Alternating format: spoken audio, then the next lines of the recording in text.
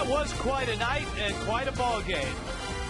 In baseball, next day, another game. And the Marlins will try to redeem themselves in Game 2 against the San Francisco Giants. Everybody getting ready? Focus, focus. Nate Robertson, Barry Zito, lefties on the menu. Fish, Giants. Hi, everybody. Rich Waltz along with Tommy Hutton. What a roller coaster ride that was last night. For the Marlins to come back against Tim Lincecum, to tie it, then take the lead, and then to lose it.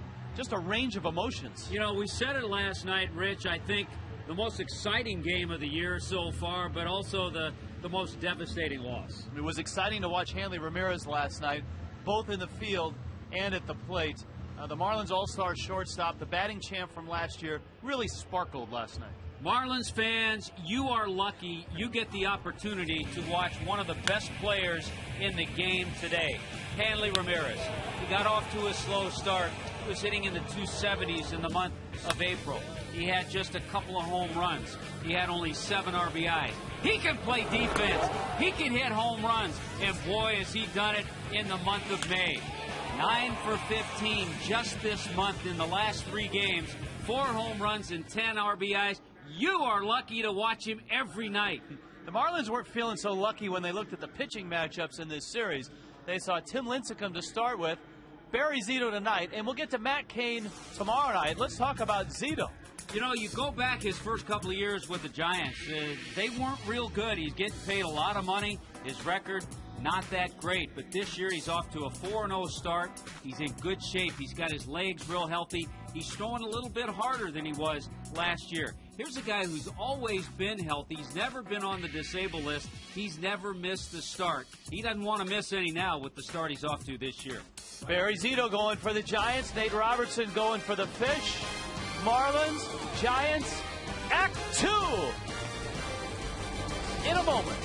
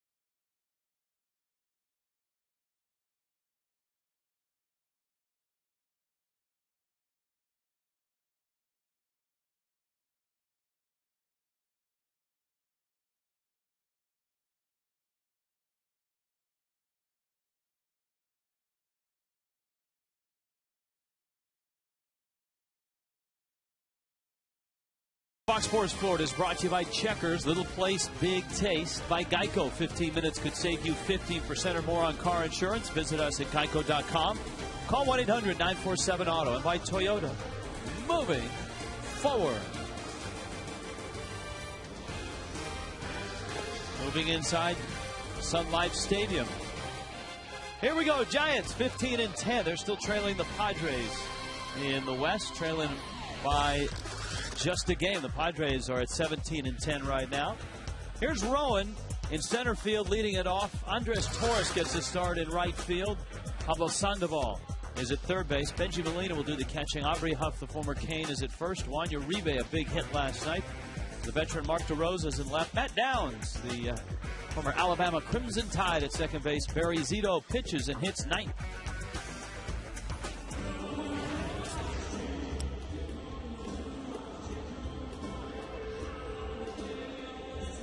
Nate Robertson getting his warm-up tosses in. You can see his record at 2-2, a 5.18 ERA. And as we've talked about, for Robertson, his last two starts, short ones, both just 4 innings.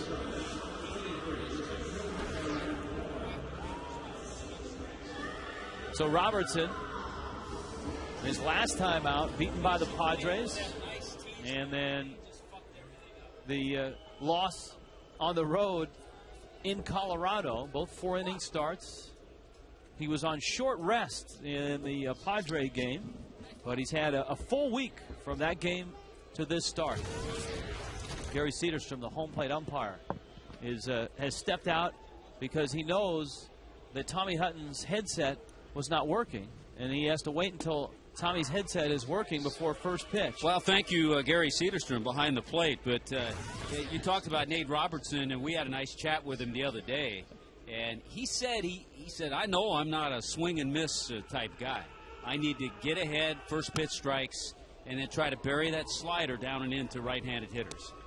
See, if you could have heard the 30 seconds of what Tommy had to say about Nate Robertson, all of his good stuff I heard every bit of it. All of his good stuff was in those 30 seconds.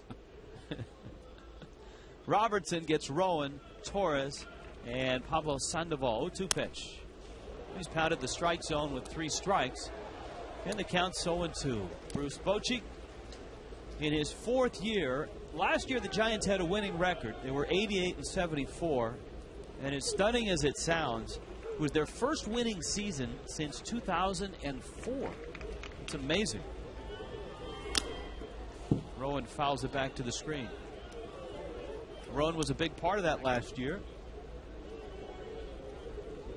In his 3rd season as a Giant, and as we talked about last night, off the disabled list on Sunday and into the box score in a big way last night. 0-2. He's the kind of guy, Rich, that when a hitter gets beamed, which he did by Vicente Padilla, some hitters you really worry about when they return. He's the kind of guy you have no worries at all. Sprays that 1-2 pitch onto the right side, and Uggla gobbles it up. All right, you got 30 good seconds on the defense? I do. I'm on the good headset now. Here's the difference in these two clubs very clearly as you look at the Marlins defensively. Brett Carroll's in left field getting the start. The Marlins have made 25 errors. The San Francisco Giants have made 11. The Marlins are last. The Giants are first. Robertson throws a strike. Andres Torres had a big hit last night, though his name probably didn't appear in the first few paragraphs of any of the game stories. But Torres had the single that opened up the 12th inning, and that opened up the doors for the Giants to score their 3 runs and win the ball game. Torres takes down low. He's a 32-year-old switch hitter from Puerto Rico. Guy that had a hamstring injury last year. As we told you, he's a guy that got to the big leagues and had to go back down to the minors for 3 full seasons before getting back last year. Yeah, we kind of chronicled last night, too, the fact that in his minor league career, which has been a long one, most of his time has been in the minor leagues, over 300 steals. There would be a San Francisco Chronicle. That's right. with the green sports section. They used to have that. 3-2 the count. One out to Torres. Robertson. Ooh. He took a little something off the fastball. And let's take a look at it on Fox Tracks. Get a definitive look. Probably up a little bit. Yep. Torres showing a little patience, and now you have to be watchful of him over at first base. Yeah, he's just that long resume of stolen bases in the minor leagues. Here is Sandoval. He had 2 hits last night. Kung Fu Panda back and in living color tonight. Hitting from the right side. He has that routine that he goes through to salute his grandparents before the at bat, where he runs up at the front of the box and pops himself in the head. Torres is chased back. He's pretty equal from both sides. This year he's hitting in the 280s against lefties, over 350 against righties. But he followed that 12th inning single by Torres with a double. A fly ball to right. Cody Ross out there tonight, and he makes the catch. All right. Everybody has got one guy that just eats them alive, whether you're a pitcher facing a hitter or a hitter facing a pitcher. And for Nate Robertson, the guy in the Giants lineup is coming to the plate. And it's funny how when you and I get up here and start writing numbers down, those numbers always jump out at you. But Benji Molina against Nate Robertson, 5 for 9 with 3 home runs. Molina in the cleanup spot has hit in 8 straight games. Pulls that one on the ground. Not tonight in the first at bat. Cantu across the diamond and high. Gabby kept the toe on the pillow. And we're headed to the bottom of the first, scoreless.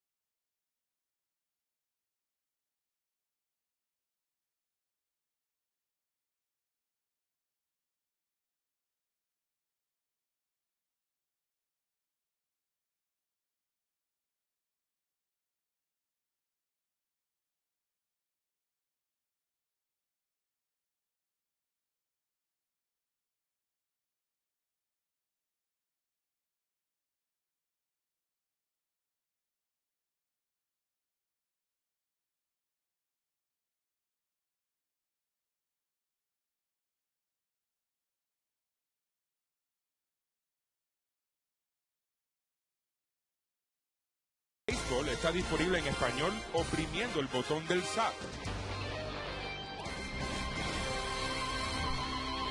Here come the Marlins against Barry Zito. Leading it off is Cameron Maven in center field. Gabby Sanchez up in that 2 spot. Hanley Ramirez has had quite the start to the month of May. Let's look at the numbers. Jorge Cantu is at third base. Dan Uggla is at second. He had a big night and a big home run last night. Ronnie Polino against the lefty. Cody Ross, BC gets a start in left. Nate Robertson hits ninth. The San Francisco Giants starting pitchers have an ERA collectively of 2.65. Barry Zito is better than that at 1.53. And in his career, he's always been tough on the Marlins. 4-0 in 5 career starts against the Fish with an ERA at 2.35. Big curveball, his fastball, mid-80s, sometimes upper 80s, and he'll use a changeup. He cuts the fastball occasionally as well.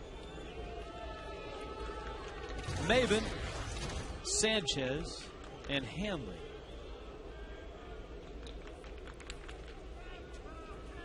And Zito throws a strike. Maben last night was 1 for 5.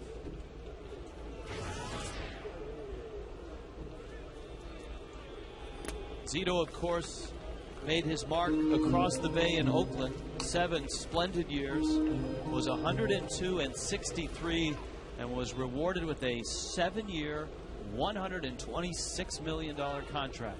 He was part of that trio that the Athletics had: Hudson, Mulder, and Zito.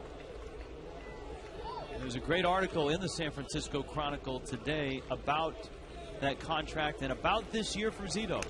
And he admitted in that article that he suffocated under the expectations, under the weight of the contract. And he said everybody gets to a point sometimes where they're worried too much about what other people think about them, worried too much about pleasing everybody. And really this year, he feels he's cleared his mind a bit. But Tommy, he's also made a few adjustments. There are a few things different about him. Yeah, in talking with his pitching coach, Dave Vergetti, who was a terrific Major League pitcher, by the way, he said there were some changes and some things that Zito has improved on. One of them, a little better shape, so that lower body is very strong this year. And that may have added a little bit of zip to his fastball. Rowan's out there, and he makes the catch. So you got a little stronger lower body, which has increased the velocity of the fastball, which makes the changeup and curveball a little tougher. He changes speeds very well. Cuts and tails that fastball, and that big slow hook. Jeff Conine had a great description. You're up there and you think it's going to go over the catcher's head, and all of a sudden it drops into the strike zone. Gabby Sanchez now. And I think part of that also goes along with what you were saying, with what Dave Vergetti told me. He said he's more comfortable now, more comfortable with himself, more comfortable with his environment as a Giant pitcher. Sanchez spins on one, hits it high and deep to Rosa, short of the wall, makes the catch right in front of Charlie Huff. Let's see if the Giants and Bruce Bochy have made any changes for this one tonight. You'll find one in right field is Torres getting the start.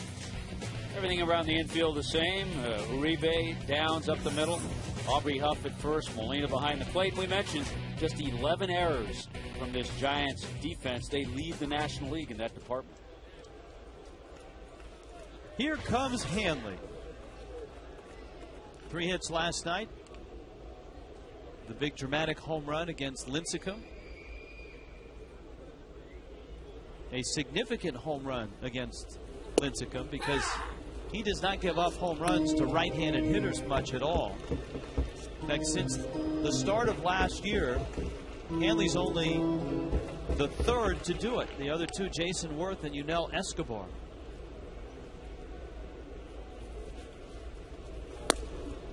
I like the Barry Zito old school look with the pant legs up, a lot of black orange stripes on the baseball socks, and everyone else behind him with the new school look. That one foul back. Craig's going to have more on that later in the show. Zito with the count 1-2. Well, Zito wasn't old school. He was new age when he was in Oakland. A guy that got a lot of grief for some of his new age thinking.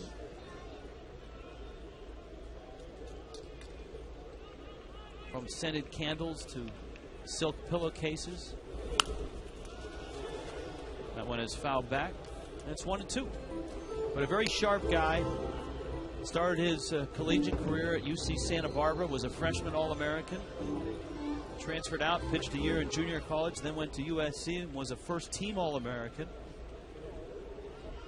And then the San Diego native, drafted and signed by Oakland. Hanley pulls one. Sandoval to his right. Long throw, just in time to get Ramirez. 1-2-3 go the Fish against Zito. We're underway.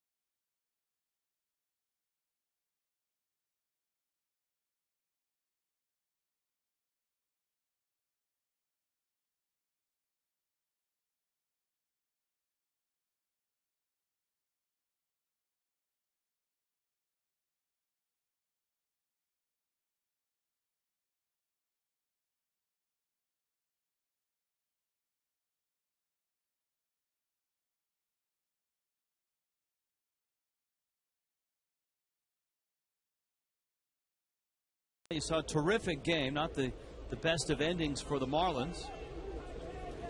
But the Giants and Marlins are back at it tonight, and Aubrey Huff takes inside a fastball. Huff had a starring role last night.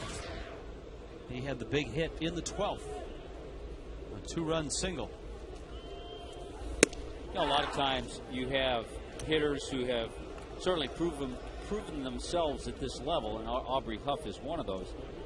Then you have that type of hitter come into a series, and he's hot. That was a good pitch, by the way, to tie him up. But Aubrey Huff has been on a tear over the last 4 games. Not Hanley Ramirez-like, but 8 for his last 15. Juan Uribe and Mark DeRosa coming up. Uribe, the veteran, getting the start at shortstop. He can play all over the infield, and he has for the Giants in his career.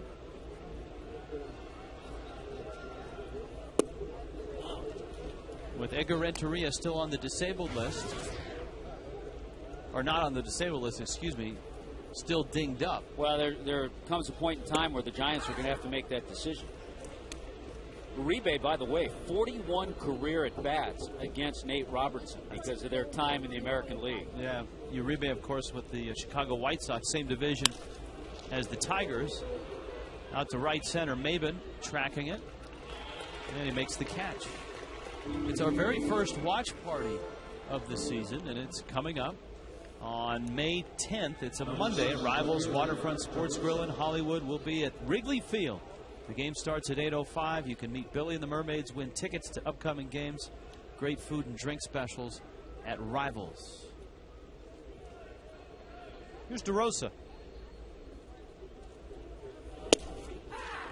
Well, if Nate Robertson wanted to be more aggressive in the strike zone in this start compared to his last 2, he certainly has accomplished it so far. Let me just make this clear. The fans who show up at the watch party are going to be a little warmer, much warmer than we are. The Monday projected temperature in Chicago is a high of 59 and a low of 46. And that's a Monday night, and I would expect we'll have a little wind in our face. Could be. You see the last 2 starts, short starts both, at Colorado and against San Diego, and short days rest on the San Diego start. Yeah, I talked to Nate about that, and he really didn't want to throw that out there as an excuse, and he's made some terrific pitches early on here tonight. There's that slider that he buries in on righties. Scoreless.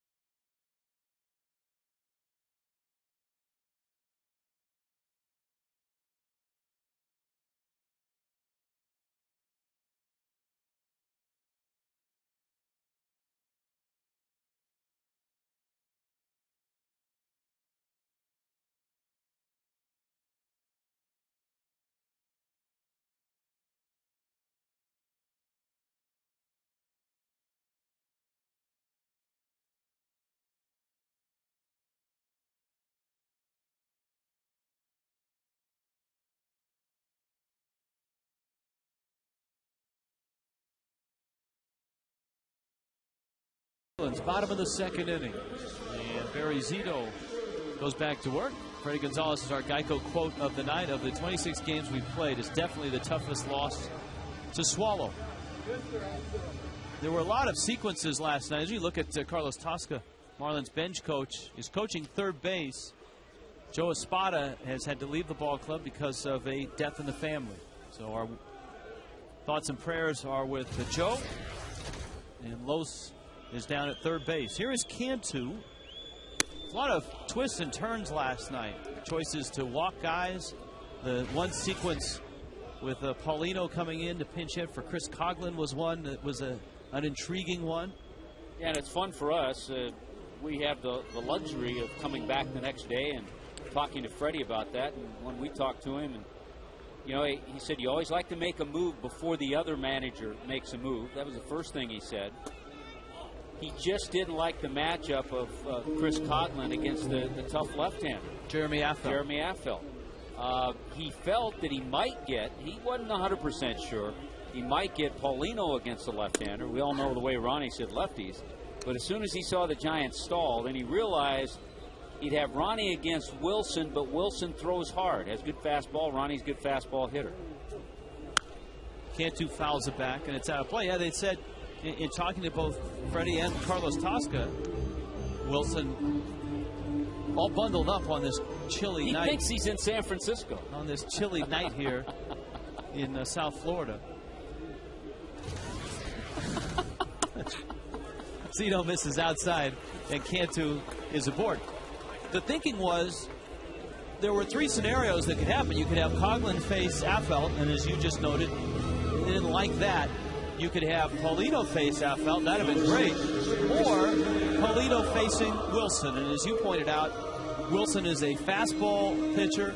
Paulino is a fastball hitter. And so that matchup they felt was even better than Coghlan against Affeldt. It's almost like a plan A, a plan B, and a plan C. And it turned out Freddie got plan B, and it just didn't work out. Paulino actually hit a sharp ball. Hit the ball well the first. Yeah, Aubrey Huff made a nice play to end the inning. Dan Uggla ropes one to center. Rowan is there, and he makes the catch. Uggla was on it. He, of course, had a dramatic home run last night. And here comes Paulino.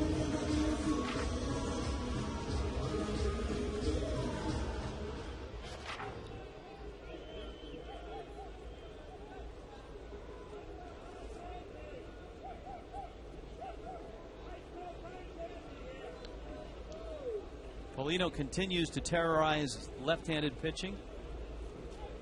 478 this year. Zito almost either a bad curveball or a changeup. That ball didn't break much. Not like his big curveball. No. That he usually drops in there.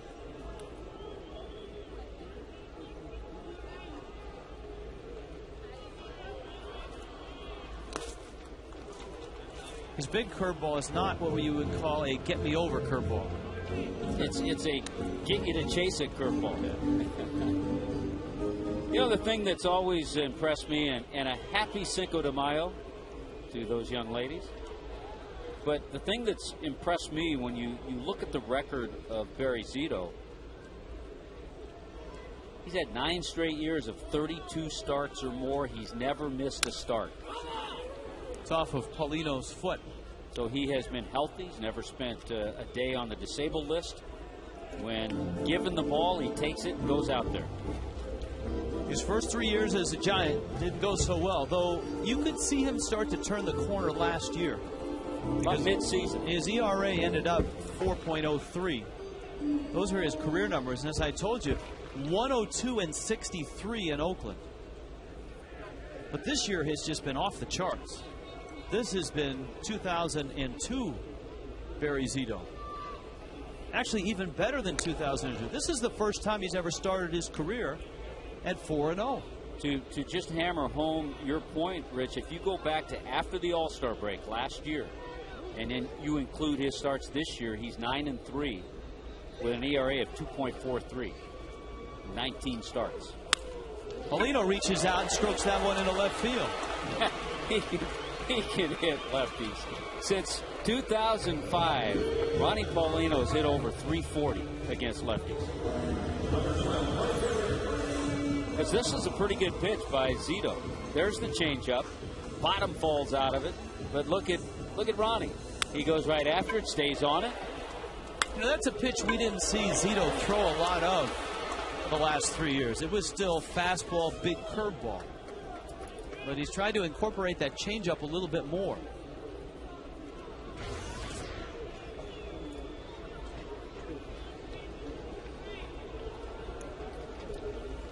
Ross is one of 2 Marlins that have homered against Zito. There's the big breaker. There's not a lot of at-bats for the Marlins against Zito, even though he's made 5 starts against the Fish. He's 4-0 with a 2.35 ERA. Seems like the Marlins get him once a year.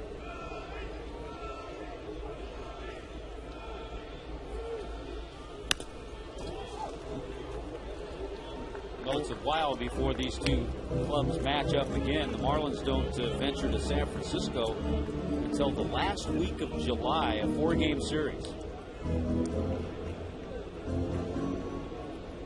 Zito is not allowed a home run in 5 starts. His ERA is the 5th best in the National League.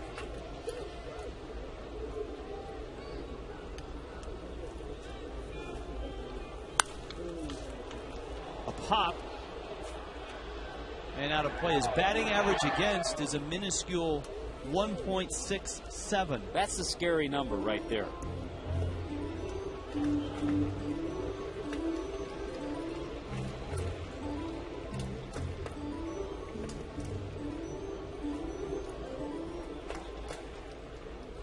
So it's 0-2. Cody Ross battling with BC on deck.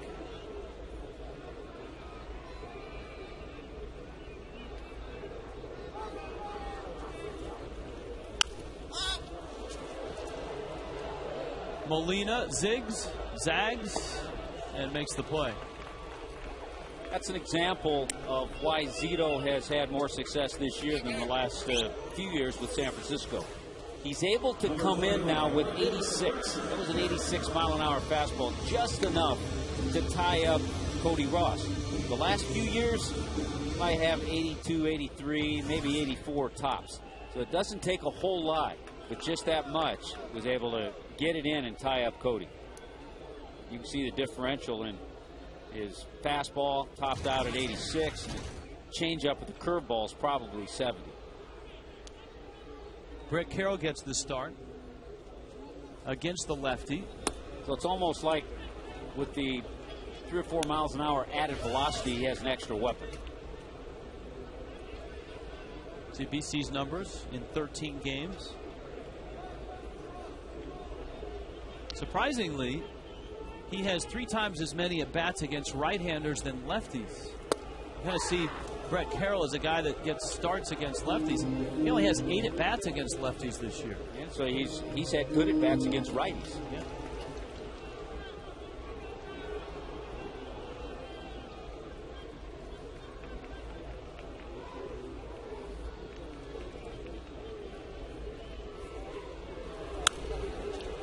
That one has popped up.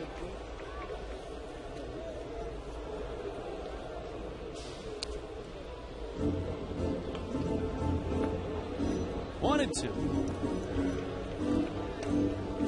Lincecum, Zito, and Kane. Those are the 3 that the Marlins face in this series. The Marlins have Ricky Nolasco tomorrow night against Matt Kane.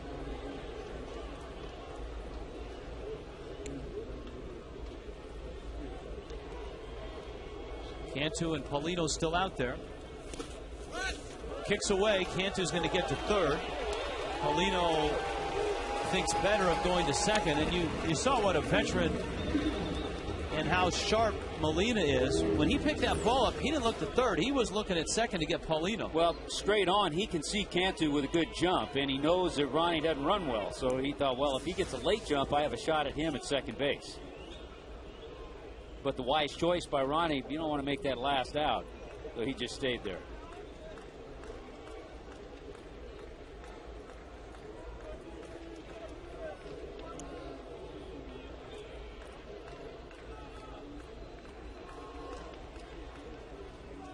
Two coming. Breaking ball he couldn't lay off. And he struck him out. Zito's first strikeout. Marlins and Giants are scoreless.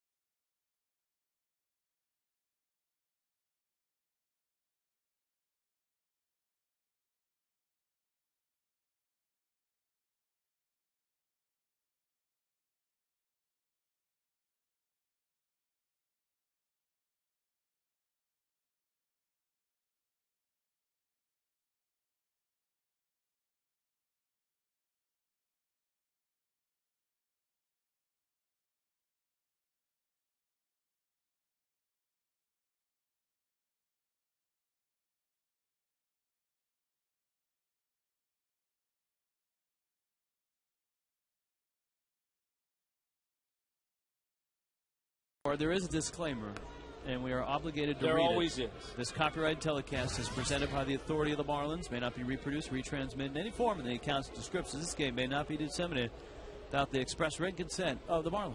VIN number 155. There'll always be a score, and there'll always be a disclaimer. Matt Downs takes ball 1. Downs, Barry Zito, and then back up to Aaron Rowan.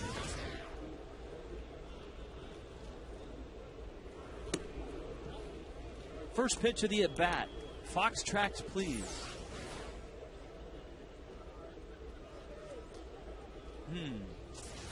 Oh, had some nice movement. Had a nice location, too. And Downs punishes that one into the corner. That sends Brett Carroll. Brian Sabian, the general manager of the Giants, said this guy just flat out rakes wherever you play him, wherever he's been, on his way up to the Giants system. And Downs is really a utility infielder. He can play all 3 spots. Now, there's something about guys like that. They find their way to the big leagues, then maybe they get an opportunity, which Downs is now with the injury to Renteria. Uribe moves over to short. Downs gets a chance at second. But a 300 hitter last year in AAA. Let's see if Zito can bunt. Yes, he can. Yes, he can. Very nicely done. You know, people say that Aaron Rowan is not your prototypical leadoff guy, and he's not. But he just seems to come up in this series in RBI spots. You know, once the game starts, you no longer become a leadoff hitter, and Rowan last night just kept coming up in key spot after key spot. And all of a sudden, the guy who has hit near 340 with 8 career home runs against the Marlins, and you're talking about a large sample size, over 160 at-bats.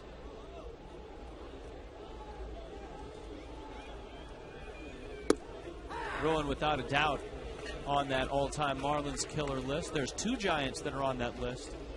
Rowan is one, and Benji Molina is the other. Yeah, I think we're about to add Aaron Rowan to the all-time Marlins killer list.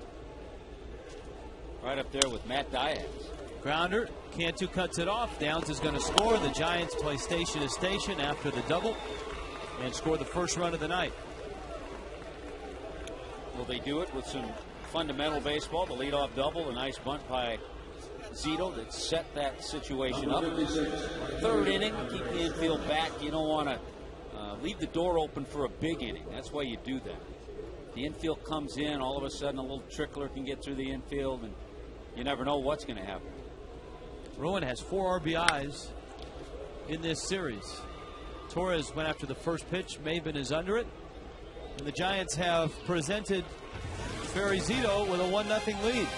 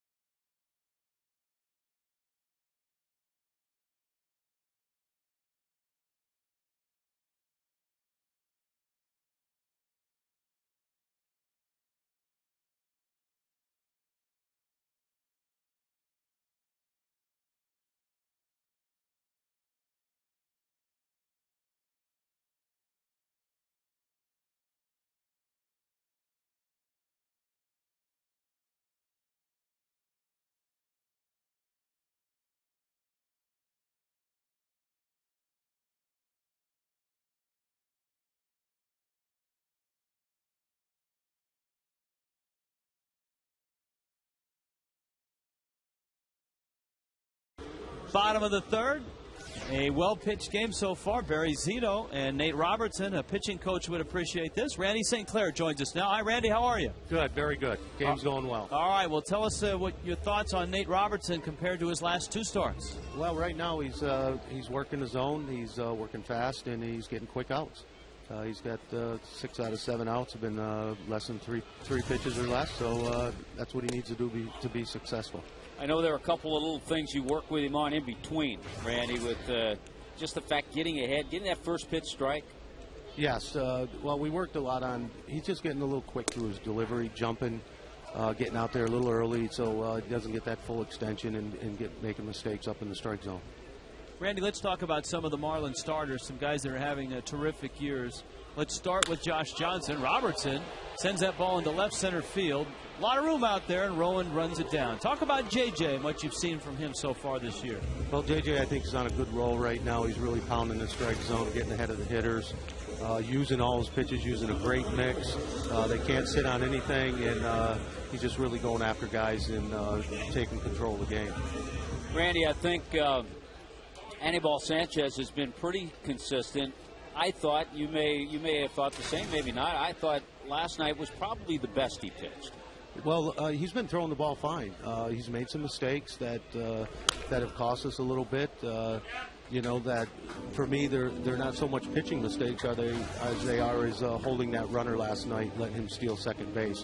We've worked very hard through spring training, and we continue to trying to hold the runners to cut down that running game.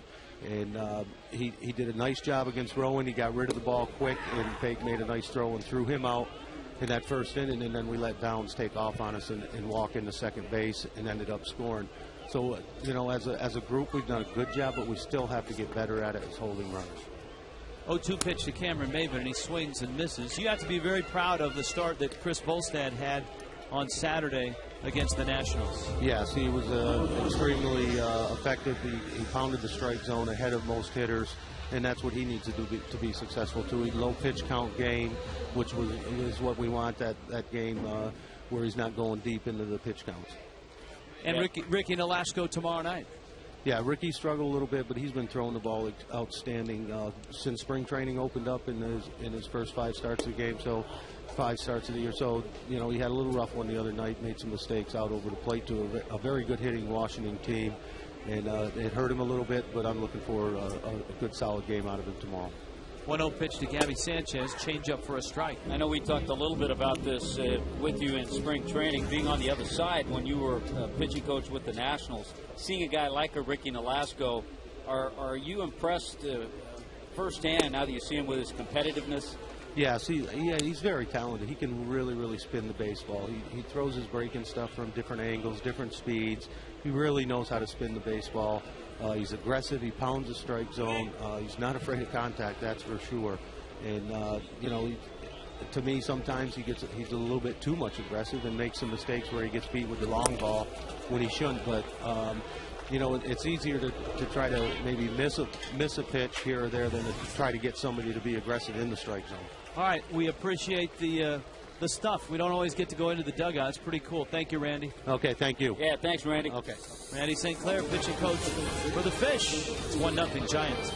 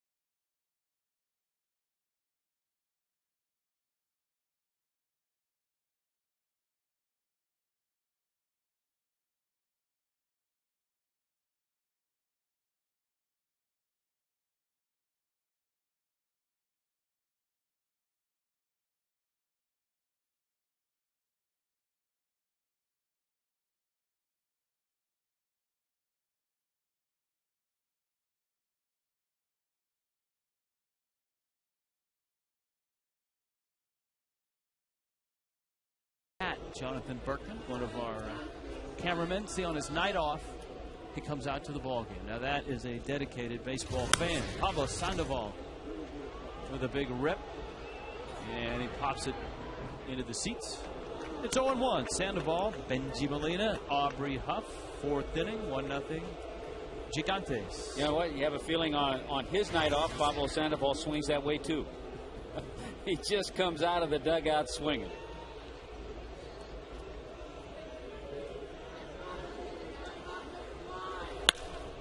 Boy, a scorcher that sends Hanley to his knees. And there's one out. We check in with Craig Minervini. Craig? Well, the Giants have done a good job in this series of scoring first, and it has been really a mantra for them this year to get on the board early, and they've made it pay off. They've cashed in on it. Look at the stats here. The Marlins have also been very good at scoring first and then winning ball games. The Giants among the best in baseball, 11-2 in scoring first, and the Marlins, you can see right on that list, 2-10-3. I was talking to Jim Presley about this. He said, you know, baseball is such a game of momentum that it is important to get on the board first, because at the very least the other team has to score 2 right off the bat to beat you. But the key really is adding on to that early lead. And in a sport like this, it's almost unusual. You'd look at those numbers and say they're that important, scoring first when you have 9 innings. But as you see, most of those teams having very good years that score first. Yeah, it's in my opinion, it's kind of a psychological ploy if you score first. And then all of a sudden that other team is in the hole. Psychologically, it was a tough night last night for the Marlins. Well, Molina goes down, and Robertson has been able to get his nemesis his first 2 times up. Here is Aubrey Huff. I think in talking with Randy St. Clair, he likes the pace that Nate Robertson has right now.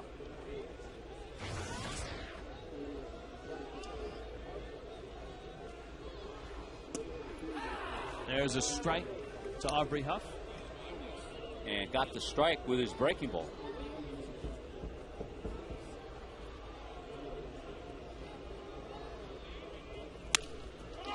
Pulls that one. Sanchez slips from his knees. Robertson steps on the bat. That's a 7-pitch inning for Nate Robertson. Thing of beauty. So we go to the bottom of the 4th.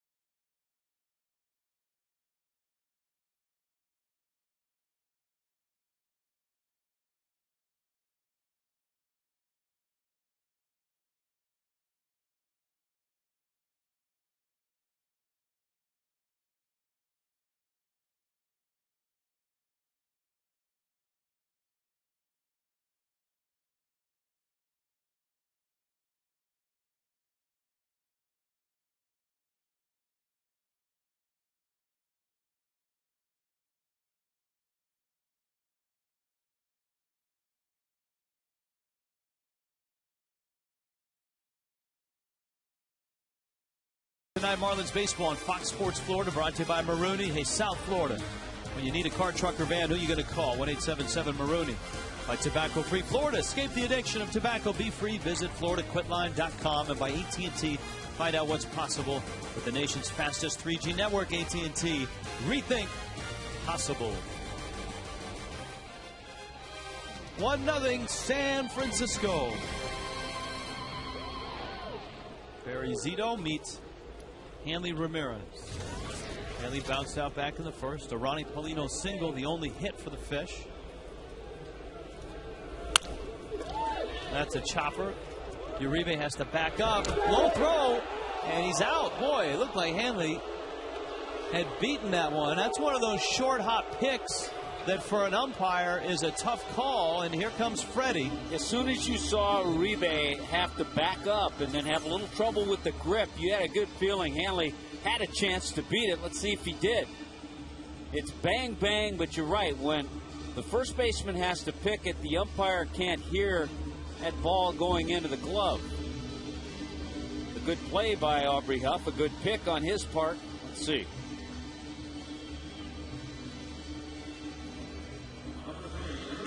We've seen it 3 times, and I still can't tell. Which just goes to show you how difficult that call is for Ed Hickok at first base.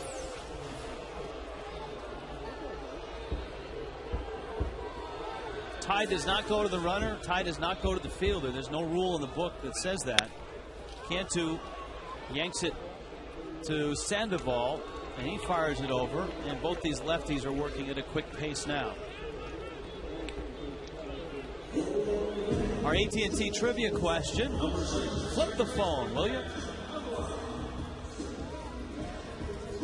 Last Giant to win a batting title.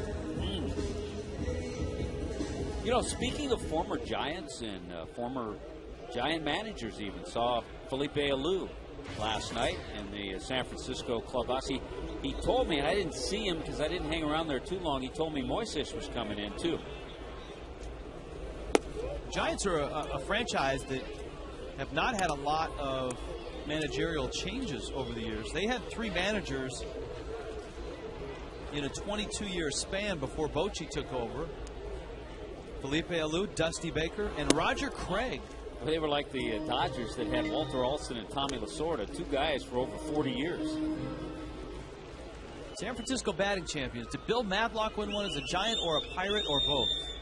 Or a Cub. Well, maybe you're right on that one. Kung Fu Panda spears that one. That's a 4-pitch inning for Barry Zito.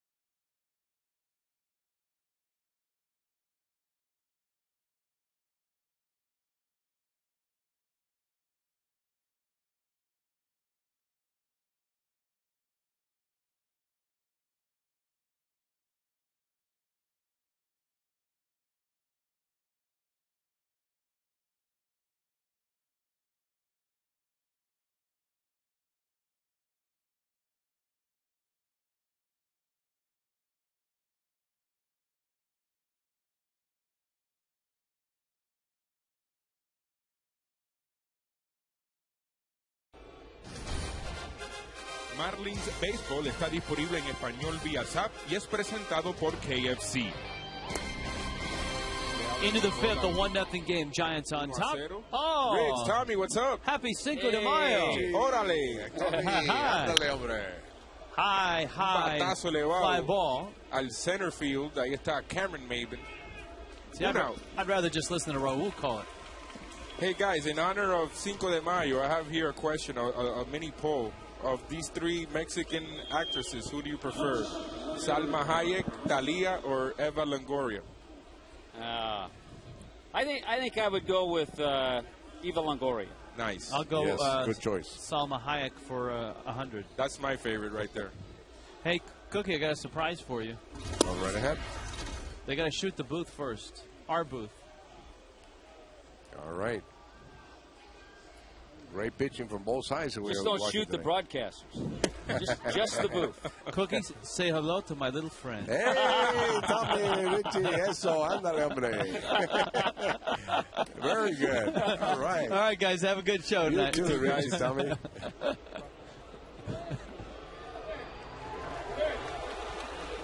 I stole that line from Cookie the other night when he unveiled the bucket for the first time. Outstanding. Sanchez runs down that DeRosa pop-up. Here comes Matt Downs. Here's the answer. Madlock, I'll go Madlock. You got anybody else? How about a Matty Alou? How about a Barry Bonds? Oh, Bonds. I got it in, I think, just under the wire.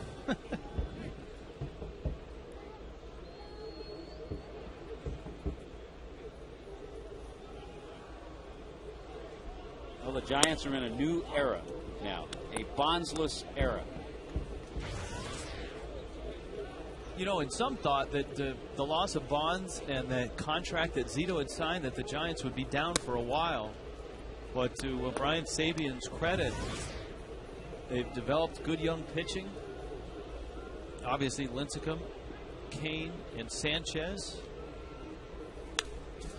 They've fashioned together a group of veterans that have been able to catch the ball,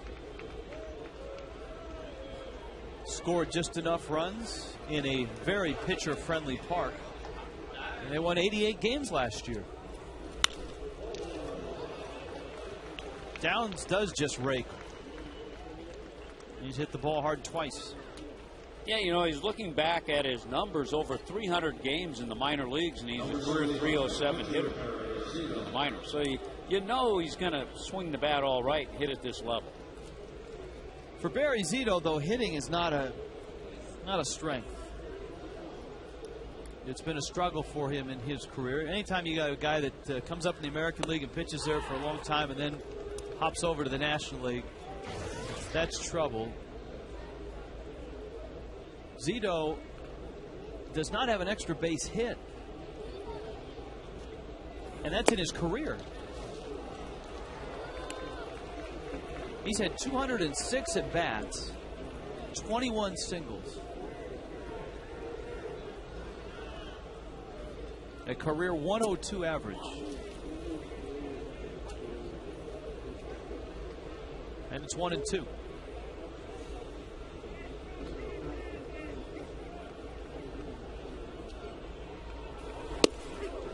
Down he goes. Nate Robertson is working quickly, working well. Only 3 hits in this game, only 1 run, and it belongs to the Giants.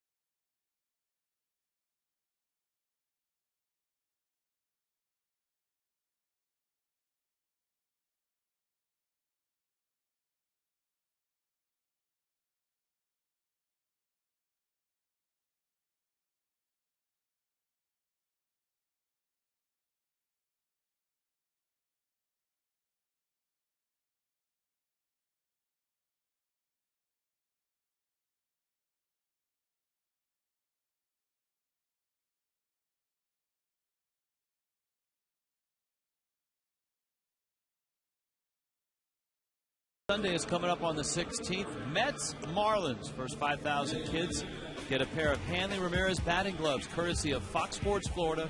And all kids can run the bases after the game in the Diamond Dash. 1-877-MARLINS. Cinco de Mayo here in South Florida. And another beautiful night.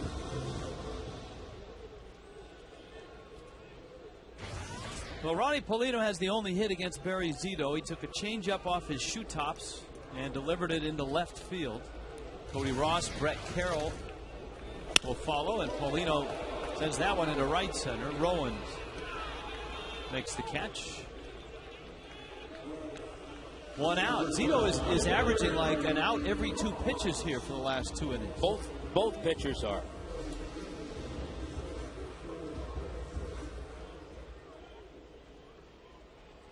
Replay the series fueled by G. Big hockey reunion. Central Catholic against Trenton. Replaytheseries.com.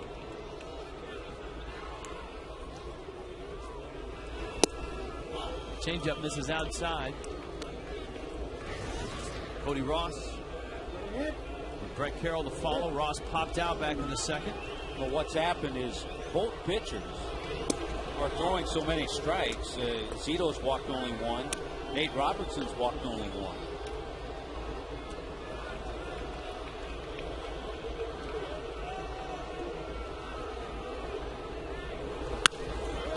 Cody Ross pulls that one fair. Into the corner it goes. To Rosa to dig it out. And Cody Ross has himself a double, second hit for the Fish. Well, we told you Cody Ross has a little bit of good history against Zito. He's now 5 for 12 in his career. So good swing on that breaking ball, snuck it by Sandoval and gets into that corner by the time Rosa gets there. Cody Ross, remember, 37 doubles last year, number 7 this year. And now the at bat for Brett Carroll becomes big with the pitcher on deck and 1 out in the bottom of the 5th in a 1-0 game. Zito cruising. He misses down low. Robertson waits. Since the second inning, Rich, no batter on either side has seen more than 4 pitches.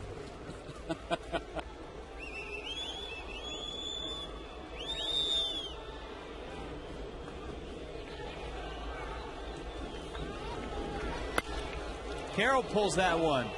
Sandoval, long throw, and Ross takes third.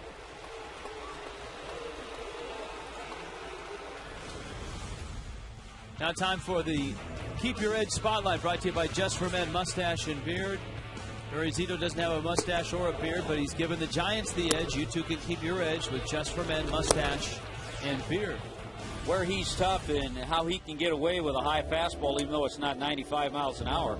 He gets your sight lines. And as a hitter, you see that curveball up there that starts there, or all of a sudden you see that fastball up there. And he can pitch up and down in the zone as well as in and out. One of the best swings of the night against Zito was from Robertson, who hit a long fly ball out in the 3rd. Have you ever seen a 5'11", 265, 270-pound man move as well as Pablo Sandoval at third? He's made some nice plays.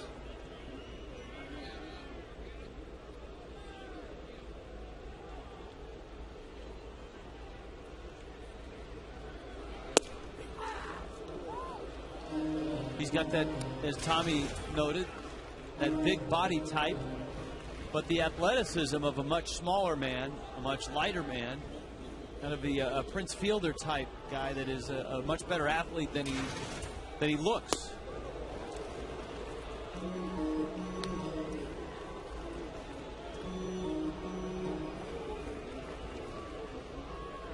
He's ready if the sun comes back out too. Got the glasses on the hat.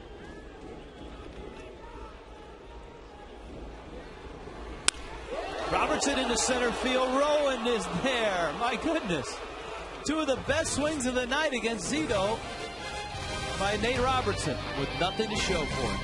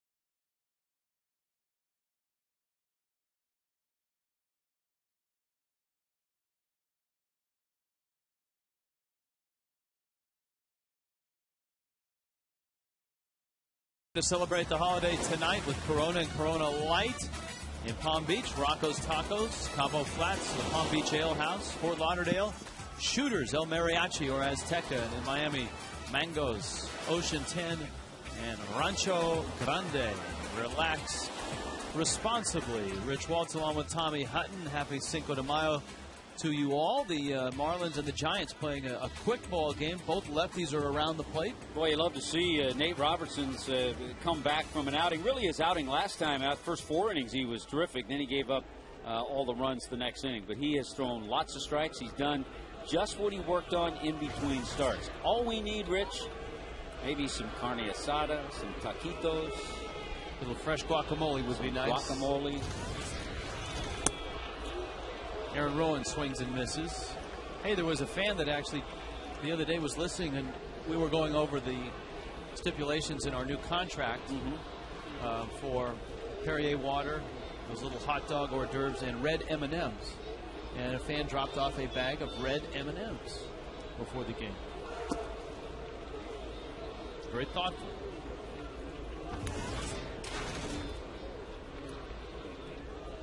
We don't ask for much.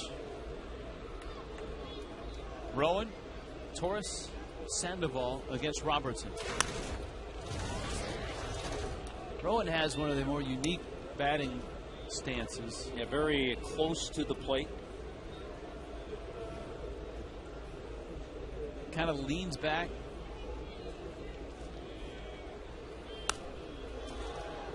And where you try to pitch him, you try to get him inside. That was a 90-mile-an-hour fastball from Nate Robertson there. Nate has a little more velocity than Zito. They're different in style. Zito has the big over-the-top curveball. Nate has a curve and a slider and a changeup. There's that slider. That's a pitch that a right-handed hitter, when it's made in that area, gets on top of it and fouls it off his foot or ankle.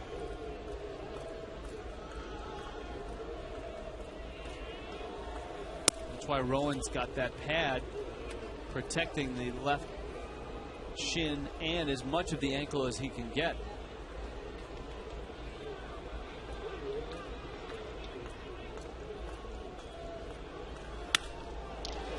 Rowan got into that one, hits it well. Cody Ross goes back to the wall. It is gone. Aaron Rowan, who broke the hearts of Marlin fans last night with 2 outs in the 9th, drives one opposite field, and this guy is absolutely killing the fish. He is a Marlin killer and will be on that next list that we supply, hitting near 340 in his career against Florida. And that's his 9th career home run against the Marlins. Rich mentioned the 8th career home run, the big one last night. And you know what? You don't expect Aaron Rowan to hit many home runs to the opposite field. No, and of course, Rowan last night hit a slider from Leo Nunez out to left. 0-2 pitches up. And we talked to John Baker about that pitch, and Baker said, you know, the slider before that was good. They wanted to get it away. If it's away, he might roll over on it, but just didn't get it away enough. That is fair. And the speedy Torres is on his way to second. He'll settle for a double. And here's where you have to be careful. Remember, we mentioned that last start of Nate Robertson's in the 5th inning against San Diego. The Padres scored 5 times off of him after he'd gone through the first 4, just giving up 1 run. So here we are in the 6th, and he needs to kind of put a stopper on it. Sandoval has flied out and lined out. Burke Badenhop is really the only pitcher that's off limits tonight. The Hopper working long in extra innings last night. Clay Hensley is available. Brian Sanchez is available. He's up. But you got Robertson facing, as we talked about last night, professional hitters now. You got Sandoval, Molina, Huff, guys that know what approach to take with a runner at second and nobody out. And guys that are now seeing him for the 3rd time. Our Cabot Woodstein legendary performer This date in '94, Chris Hammond records the Marlins' first complete game shutout at home over the Phillies. Talented left-hander. It's only fitting with left-handers pitching tonight.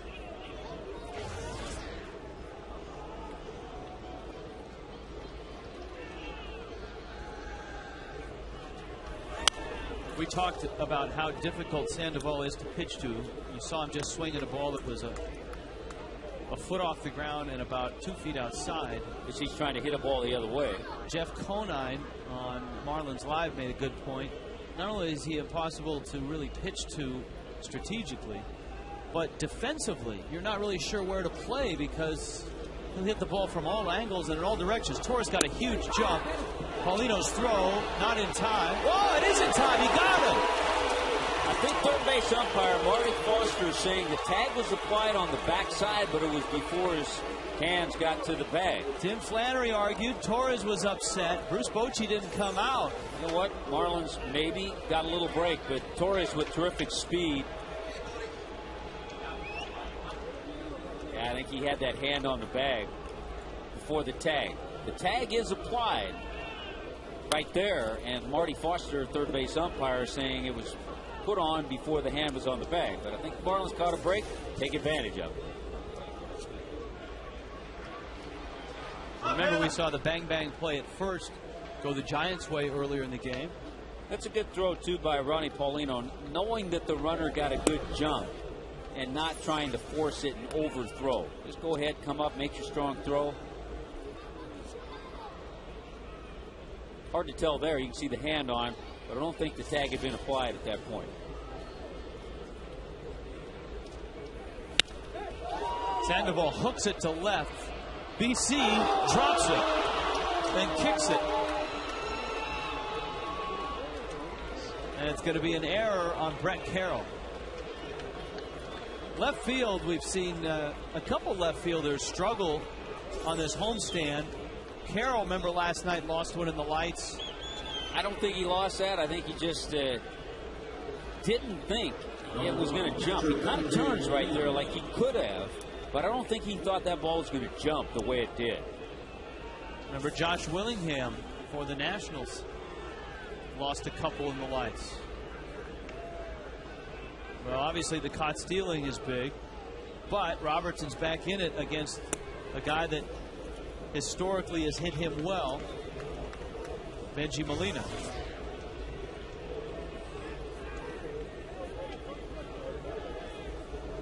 Eight-game hitting streak. He's not extended it.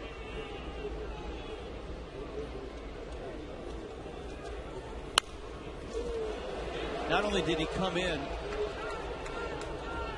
5 for 9 with 3 homers and 10 RBIs against Robertson, but he also came in hitting .435 against left-handed pitching on the season.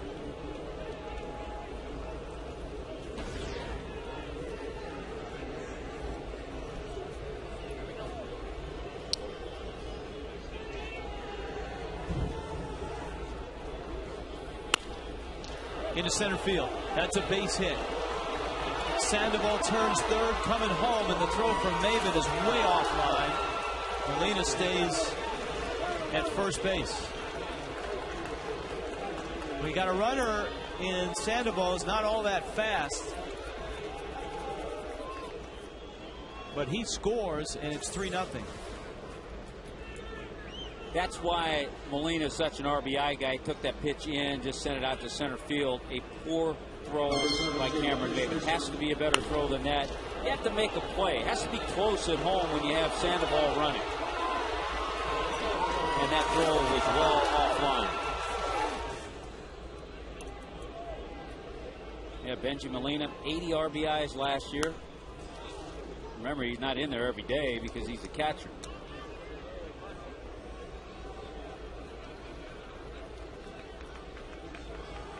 And Molina now, in 12 at-bats in his career against Robertson, has driven in 11 runs. Seems like we talk about this in these scenarios way too often, Rich. There's another situation an error to Brett Carroll, so that increases the Marlins' error total. But then the throw by Cameron Maben, not a great throw. It doesn't go down as an error, but there was no play at the plate. A faster runner. If Benji Molina is not the hitter, he's on second base too. Molina and Sandoval would not make up 2/4 of a relay team unless it was some sort of food Olympics.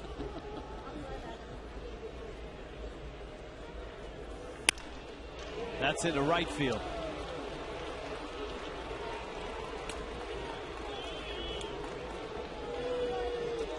The runners at first and second. Sanchez is ready, and Freddie is on his way out. And so Nate Robertson has hit the wall here in the 6th. Gave up an early run in the 3rd. The Giants have chased him here with 2 in the 6th. Here's Arboruni, called to the pen. When you need a car.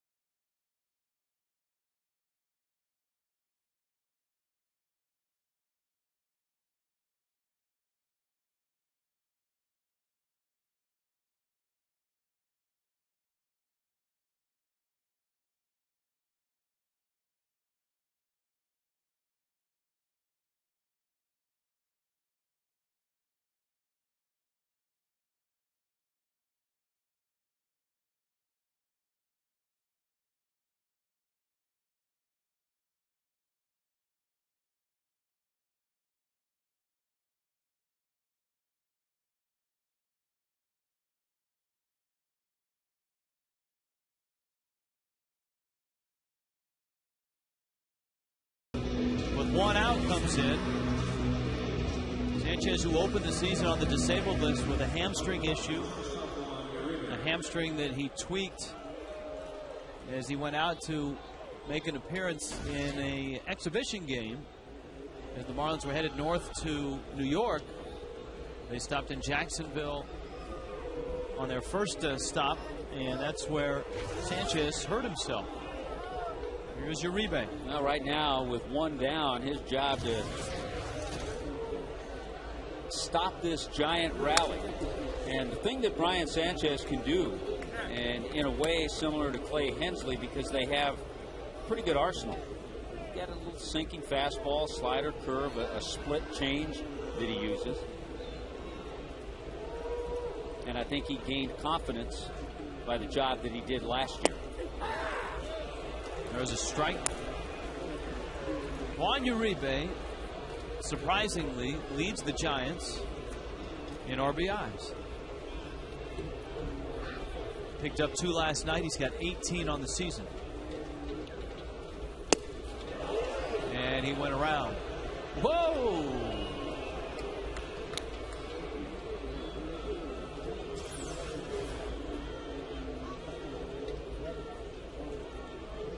Saw that last night. Yeah.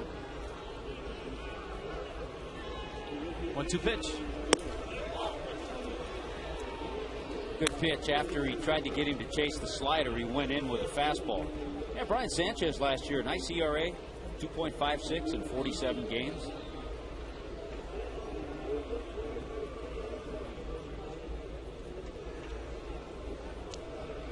Here's his 2-2. Uribe tried to spin on that fastball. Carroll in full flight has this one. And both Molina and Huff retreat to second and first, respectively. Brings up DeRosa. Yeah, you just hate to have the Giants get more, because it's tough enough to score off Zito. He already has a 3-run lead. I think you're supposed to read something, Rich. Here we go. Baker Concrete Super Saturday on the 15th. The Spirit of Michael Jackson Laser Spectacular following a fireworks show. It's presented by Metro PCS. Marlins Mets 7:10. And Tommy and Marlins Maraca, courtesy of Leon Medical Centers, is waiting for you. Nicely done. Thank you. Mets lost a day game today in Cincinnati. Mets had tied it in the 9th inning of Francisco Cordero, and then the Cincinnati Reds won it in the 10th.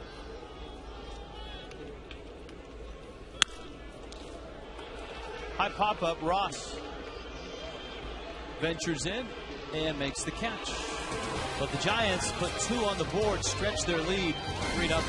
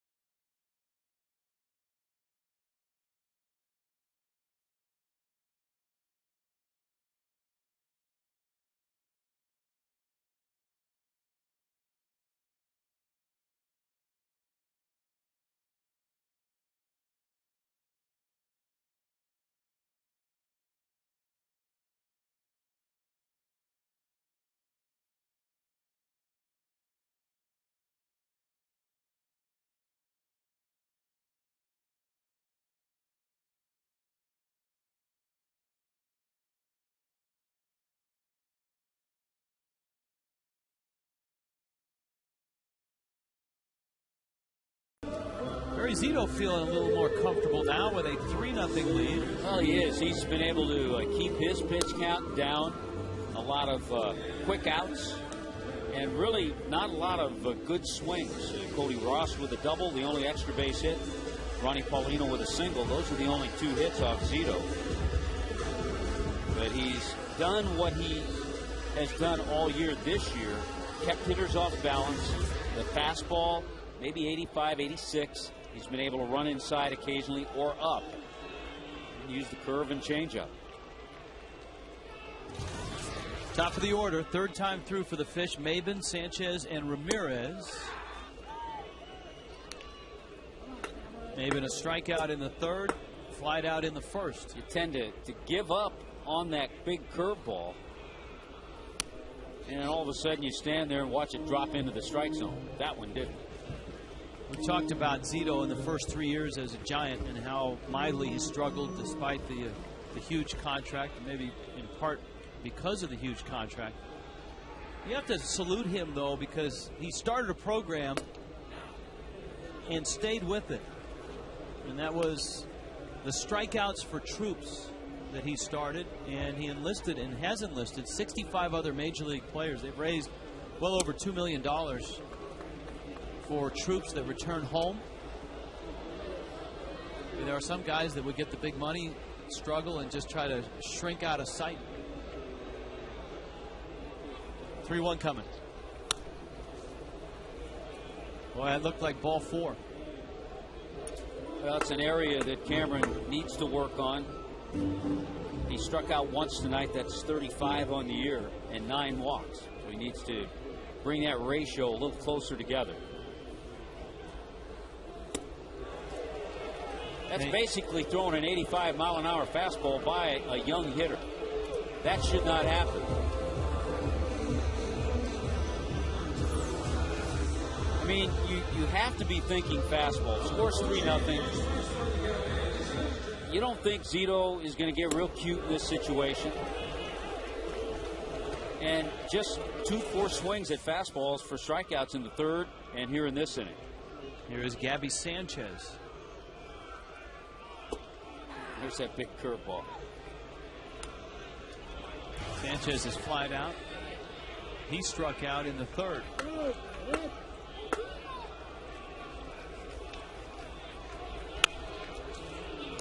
Pulls that one foul. The contract that Zito signed is still pretty enormous.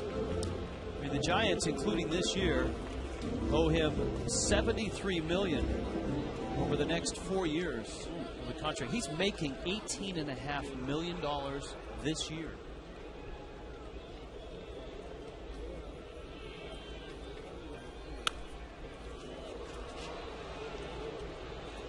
That one fouled back. We talked about the socks that Barry Zito's been wearing, and Craig, you've got more on that. Yeah, really the brainchild of the San Francisco managing general partner, CEO Bill Newcomb, who decided to kind of retro. This is not an innovation. But way back in the 40s and early before that, the New York Giants had stripes like many teams on their socks. The thing is that all the guys wear them, but nobody really showcases them, except certainly as the starters go, as Barry Zito likes to wear the pants up high and show the 3 stripes. However, down in Double-A, the Richmond Flying Squirrels have high socks, and they are required to wear them and show them. That's interesting. You wonder if down the line, the Giants are thinking to get more players to wear the striped socks so you can see them. Either that or get more squirrels to fly. That's a great nickname. Gabby Sanchez bangs one into center field. Kind of like a lot of the, not a lot, but a few of the Cardinal players we saw at spring training, where their pant legs up a little higher. They have the striped red side. Here comes Hanley Ramirez. Giants AAA affiliate is in Fresno, and we saw that our old friend Joe Borchard hit for the cycle, or at Yankee Stadium as he's known, Joe Borchard. So that's not a very long trek if you're called up. Fresno, San Francisco, what? It's a couple hours, hours, 2.5 hours, maybe 3 in traffic. If you stop at In-N-Out Burger on I-5, maybe 3.5. There you go. Hanley's 0 for 2. And he went after a high fastball and pops it into shallow left. DeRosa is there, and he makes the catch. Well, the bottom line, as you see this game unfold, Hanley can't do it every night. So you need others to surround him, to contribute. And so far, it's been a tough go for the offense tonight. You don't need to tell that to this next hitter, because I think Cantu felt that way for the first 3 weeks of the season. Yes, he did. He was the guy. As you look at Zito's... He was El Hombre. Yes, he was. Zito very economical tonight at 70 pitches with 2 outs in the 6th.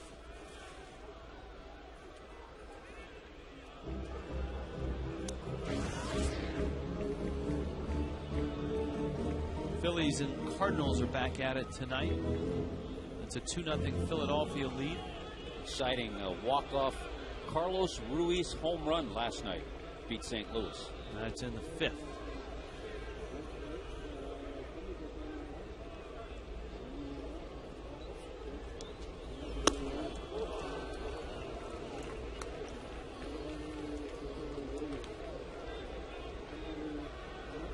Cantu with his 25 RBIs, second in the National League. We have Andre Ethier is at 26. Yes, he is. It's amazing how Zito is just getting jam shot after jam shot. Fistful of nothing.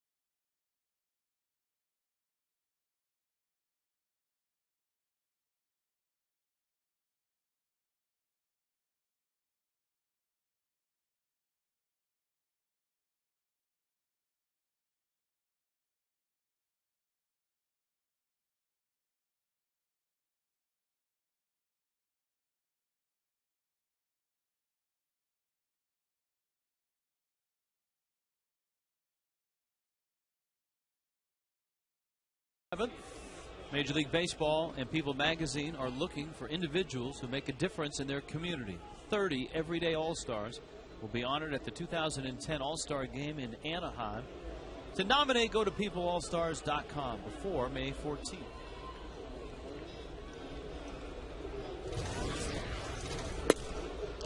Matt Downs.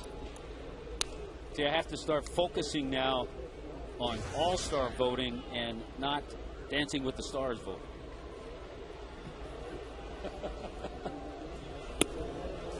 Are you one of those guys that runs up your wireless bill texting?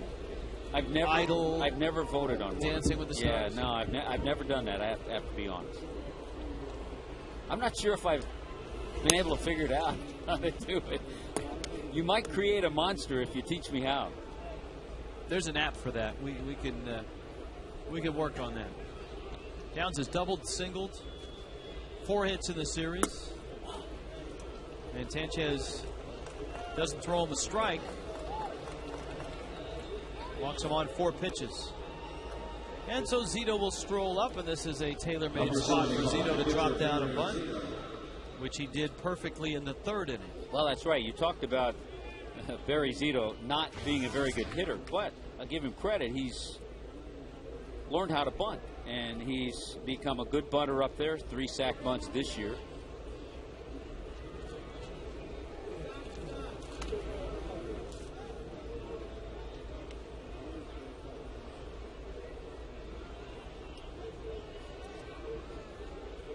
Tim Flannery, a true Southern Californian, working in Northern California now. Is at third base, Giants third base coach. A former Padre, worked under Bruce Bochy when Bochy managed the Padres. Scrappy infielder. Guitar player, Jimmy Buffett kind of guy. Yeah, surfer. Yeah, you're right. He's SoCal all the way.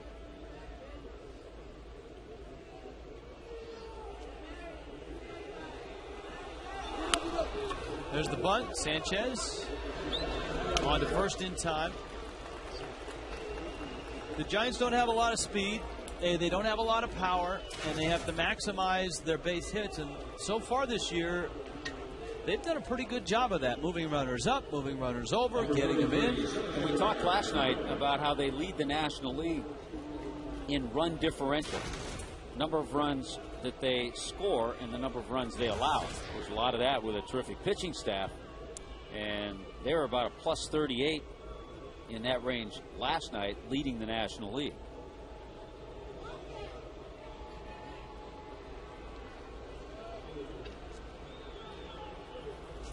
I think a couple of teams, when I was looking at that list in the American League, they're just off the charts.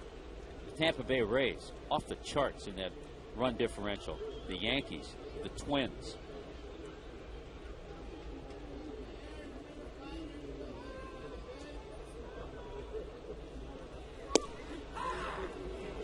Oh, and 2. I know that you like it when I bring up these kind of new age statistical tidbits, because you start thinking maybe I'm buying in. No, what I find fascinating is that when it's a stat that you enjoy, they're not geeks anymore. When it's a stat you don't like, then they're all geeks. We're working on that too. Be patient. Rowan could not hold up, and he strikes out. Number 56, right hitter, Andres Torres has doubled, flied out, and walked.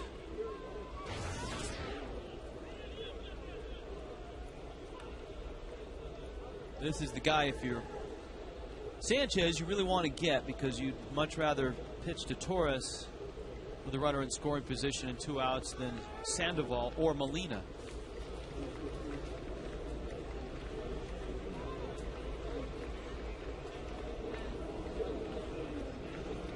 Giants head up to New York after this series. The Marlins, of course, head up to Washington, D.C.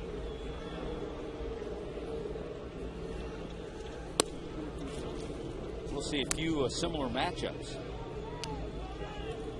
We'll see Craig Stammen on Friday against Chris Volstad. JJ's pitching Saturday, yet to be announced, the national starter, and Livan Hernandez on Sunday. Be a good matchup, Livan against Anibal Sanchez. There's JJ. He'll pitch the Saturday game, which is a day game, by the way, at Nationals Park.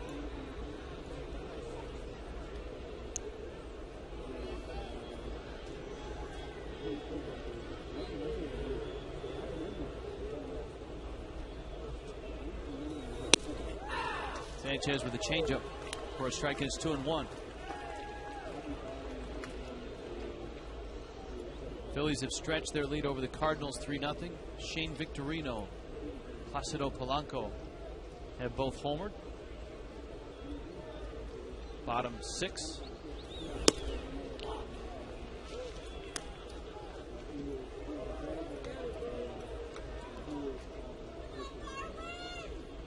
Right about Brian Sanchez needing to get this hitter and not have to deal with Sandoval. 3-1. There's that. Hard to tell if that was his fastball or his little split change. His change is usually a little softer.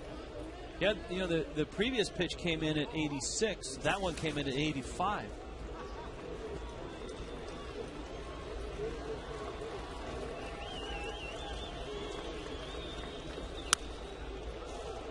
See, that was more like it at 81. Right. His changeup, which he holds with a split finger grip.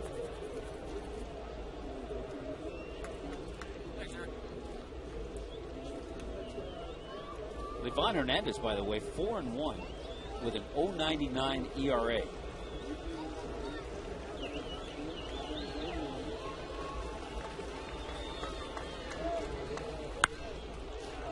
Popped him up. Good sequence by Brian Sanchez. And Gabby makes the catch. Marlins have some work to do. 7th inning stretch, down 3-0.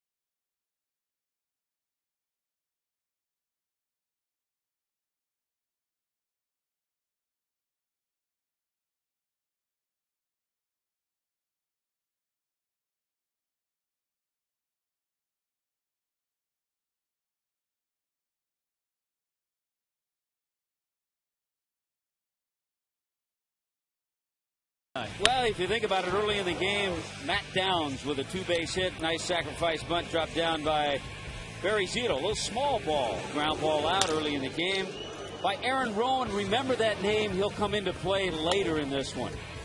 In the 6th inning.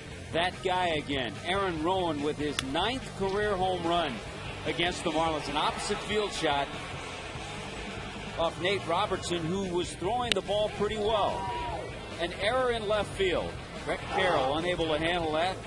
Sandoval at second base. Benji Molina, an RBI single up the middle. That's been the scoring for the Giants. The rest, they've turned it over to Barry Zito, who has kept the Marlin hitters off balance all night. And he's out in front of Uggla, 0-1. make it 0-2. What a contrast in not only the scoring summary from last night. I mean, last night was dramatic 3-run homer after dramatic 3-run homer, and then 2-out homer in the 9th to tie it. But also the pitching last night. It was Lincecum. I mean, just carving the Marlins up.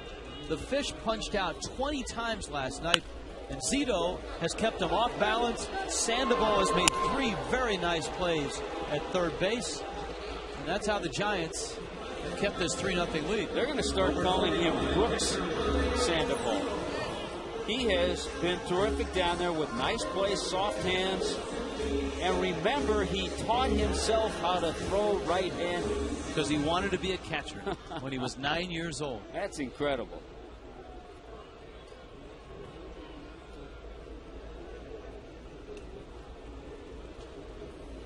Ronnie Paulino.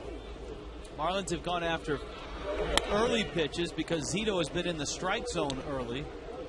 And as a result, Zito's got 2 outs here in the 7th, and he's at 77 pitches. Yeah, he's cruising. It's a catch-22. You're down by 2 or 3 runs.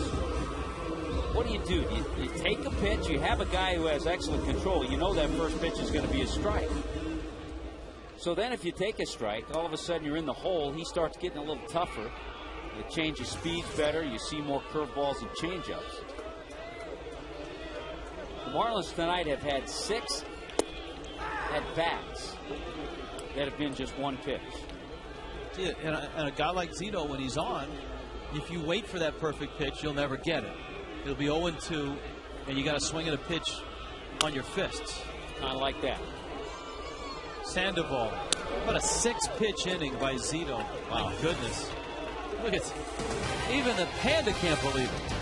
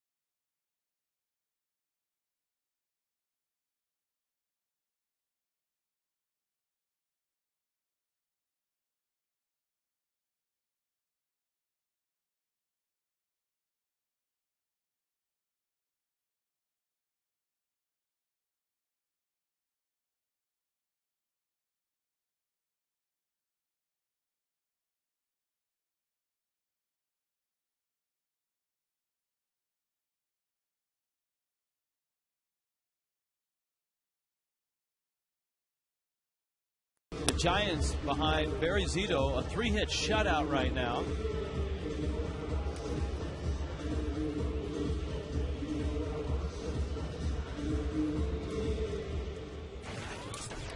Been a few days for Rainiel Pinto. The last appearance, the big lefty, was the last day of April in that game against the Washington Nationals.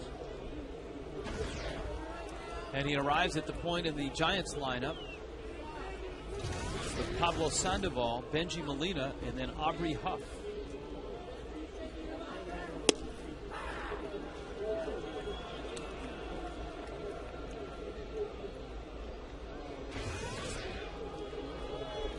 Sandoval's numbers so far this year, so far this night, he is 0 for 3.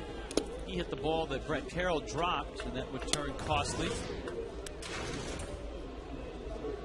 was a 2-base error. Benji Molina would score Sandoval with a single up the middle. And Nate Robertson gave up the 3 runs, 2 earned. One of those runs in that inning unearned.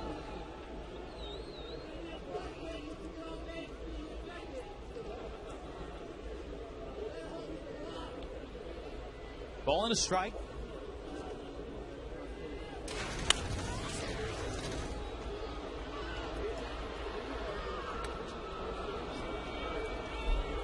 Got a feeling somewhere down the line in winter ball, these guys may have matched up.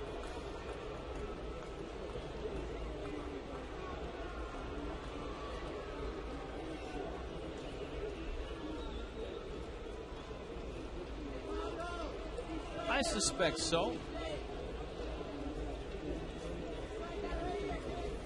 Both Venezuelan. Pinto's 4 years older than Sandoval.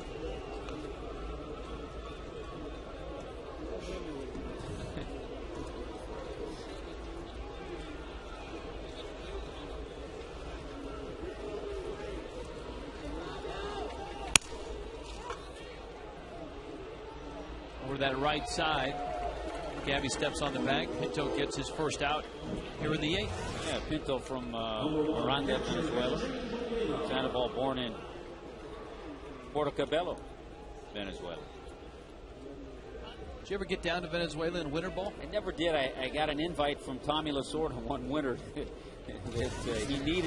he needed me down there. A first baseman of his had broken his leg. Joe Haig, left-handed hitting first baseman. I didn't make it down. You had a previous engagement? It was like the middle of the off season. And I had not planned on playing winter ball that year. Molina, RBI single.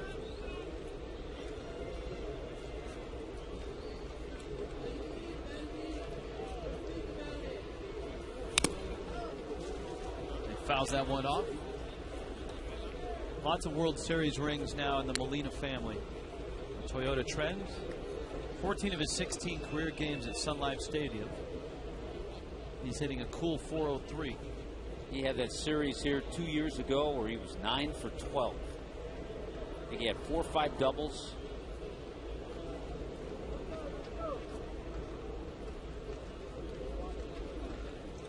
He was the starting catcher on that Angels World Championship team. And he's hit by Pinto. His younger brother Jose was on that team. Of course, Jose also a Yankee, and then Yadier won a world championship with the St. Louis Cardinals. But caught him on the back of that front leg. Not where a catcher wants to get hit. His legs are so important. So important to the speed of Benji Molina. A finely tuned sprinter like Molina, Tommy, any little nick like that is going to really hamper his base stealing ability. By the way, a very good first base coach in Roberto Kelly. Had a nice career, outfielder with many different clubs. Blue Jay? Yankees.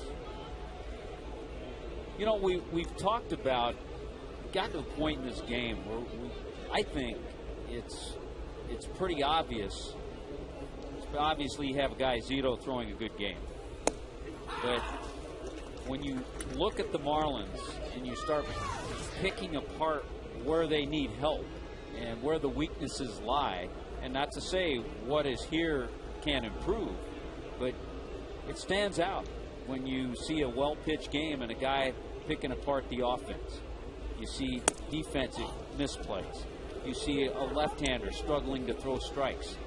Freddie still hasn't found a left-hander that he feels any confidence in the bullpen.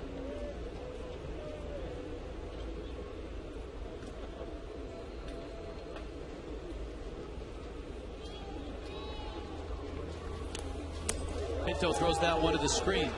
And he's facing a left-hander. But you got to get him out there. You got to get him in a game. Absolutely. You can't hide, and we've said this. You can't hide him and all of a sudden bring him in a game with bases loaded. Right. You can't hide guys in the bullpen in the major leagues. You either have to use them or you have to get somebody else. And Pinto right now, as you noted, hasn't worked in, what, 6 days? Yeah, April 30th.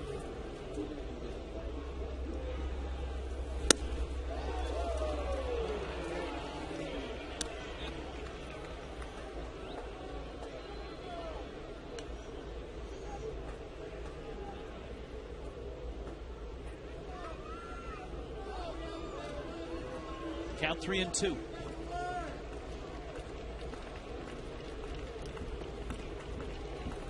Molina's at second. And Huff checks his swing and is aboard. So Pinto hits Molina, walks Huff, and now has to face Uribe. Yeah, the bottom line is like a card game. I mean, you can bluff in a card game. You can't bluff in a baseball game. If you have a bad hand, you're not going to beat a full house. You're not going to beat 3 of a kind or 4 of a kind. Uribe is 0 for 3. This was a Nate Robertson start. He went 5 1/3. Ryan Sanchez an inning and 2/3.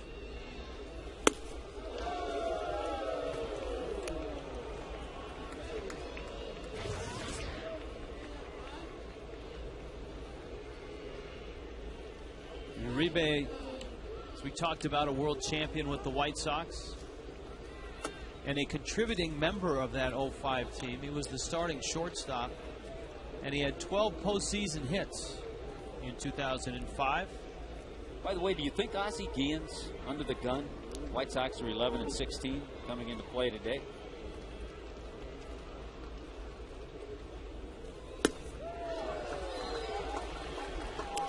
I suspect so. That's such that whole managing in Chicago is a real interesting animal. As we've seen Lou Piniella with the Cubs. Cubs are starting to play better.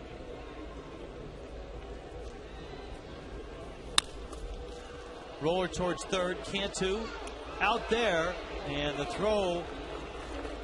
And another little thing, Tommy, there. Just a little thing. That's double play. It's not going to show up as an error, but the feed from Cantu brought Ugla into the runner, and you can see Cantu motioning that he just didn't have the grip. Yeah, he tried to be quick. He knew it wasn't a hard hit ball, so he tried to be quick. The throw was offline, so instead of getting a double play, the inning continues, and Manuel Pinto has to work to DeRosa.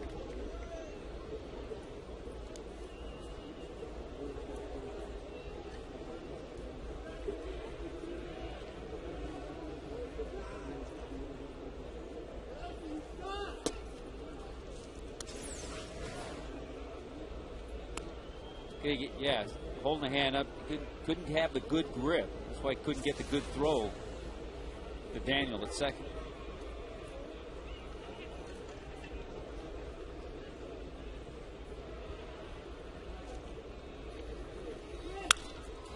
DeRosa lifts it in the air to right. Ross makes the catch. Pinto survives the 8th. Marlins got to get busy. They're running out of outs against Barry Zito.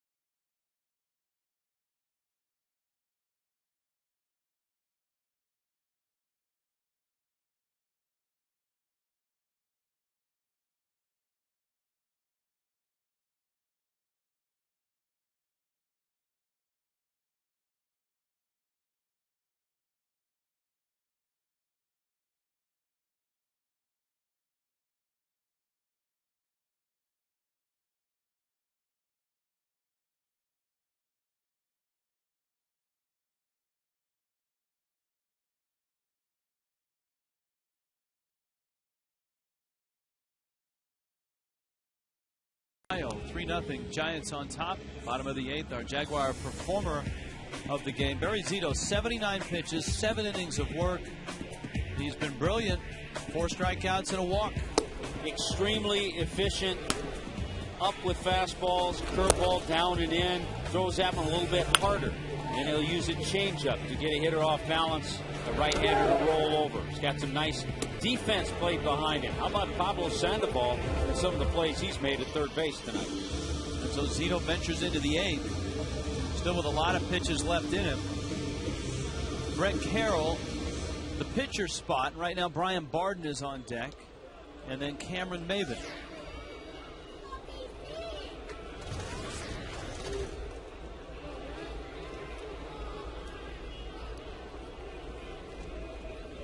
We talked about the numbers that jumped out on Zito's stat line.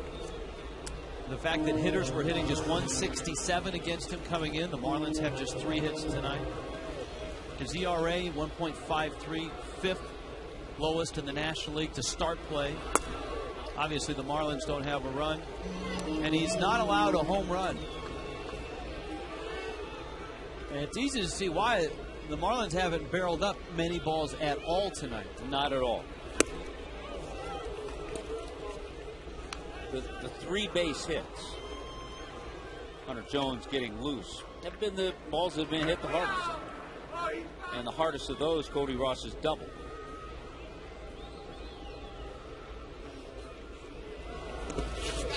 He gets 2 strikes. He likes to bury that breaking ball down and in to righties. He's got a few to chase it. He's got a few outs on that. There is Barden. An ordinary breaking ball, sometimes a hitter, if it starts out at your waist, you can at least get a piece of it. But if Zito starts out at your waist, it's going to land out near the plate. Carroll off of Zito's glove. Uribe can't barehand it, and BC's got himself a hit. A busted bat, but he's aboard. Well, baby steps. You have to start with that leadoff base hit. Breaking ball kind of came in, did jam him. Misdirected by Zito, and then Uribe couldn't make the one-handed pick. I think it would have been into center field, would have been a base hit. So a nice start for Brett Carroll to get things going in the 8th. Well, trying to get some base runners on before the top of the order. And the bats of Gabby Sanchez and Hanley Ramirez and Jorge Cantu come around. Brian Barden, a pinch hitting appearance. Zito misses inside. Well, we saw Mike Lamb come off the bench last night in a tough assignment to lead things off in the 6th inning against Tim Lincecum, and he singled. Then it was the infield base hit of Cameron Maben, the 3-run homer Hanley Ramirez.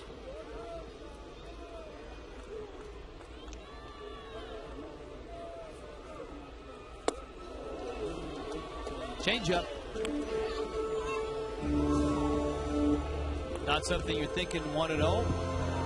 When you've been sitting around watching the game, and you go back and you take those soft tosses and you take your cuts off the tee. I always thought a changeup was probably the hardest pitch for a pinch hitter, because you're geared up, you're ready for heat, and changeup, if a pitcher has a good one, is a tough pitch for a pinch hitter. Zito has a good everything tonight. And then he comes back with that fastball. Yet it was a changeup. Mike Lamb told me that he hit off Lincecum only because it was up enough. He said it was up enough, hands were back, was able to get to it and get it into right field for the hit. If it was down, he said he would have had it.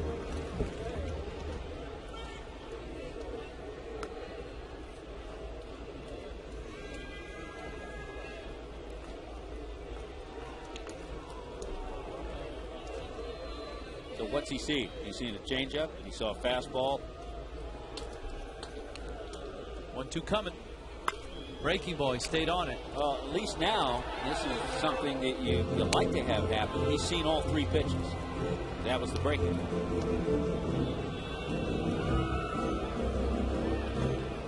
Wes Helms has a bat in the background. You've got Maben on deck. There's a chance that the Marlins may pinch hit for him. A lot of it depends on what happens with Barden.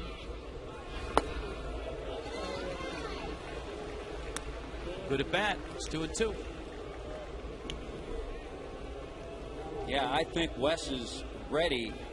If Barden reaches, Cameron Maben has struggled tonight against Zito. I think we'd see Wes against Zito.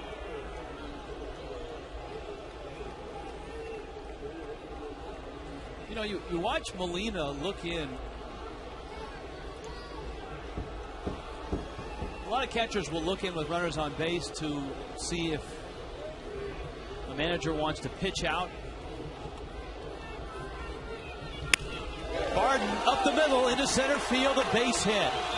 That's a terrific at bat by Brian Barden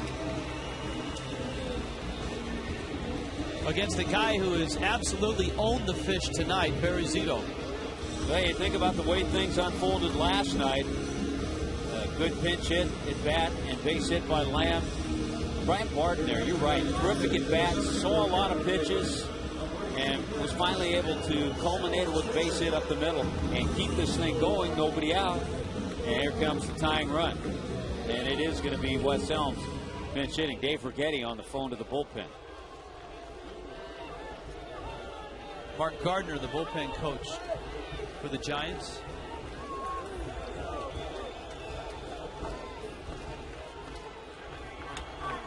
The other thing the Marlins have done, and in part because of the at-bat that Barden had, they have made Zito work. They've made him throw some pitches here in this inning.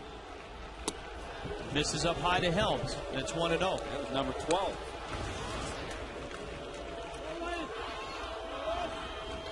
He's had a 4-pitch inning.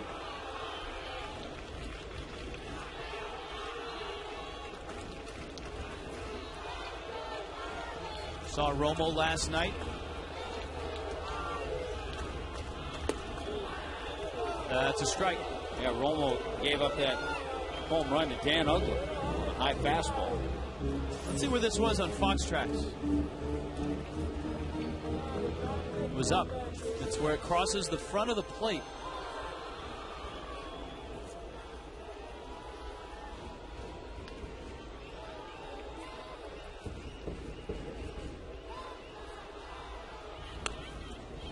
Helms fouls that back.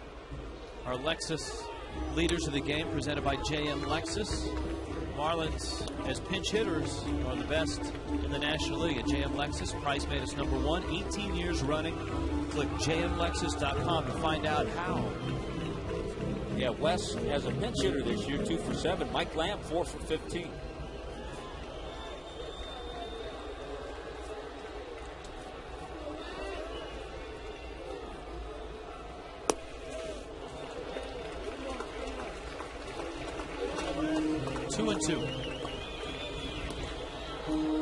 Gabby's on deck.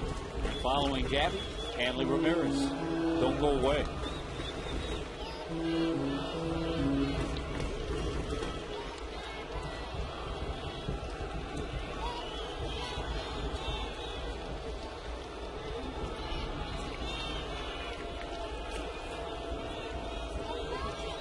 Two.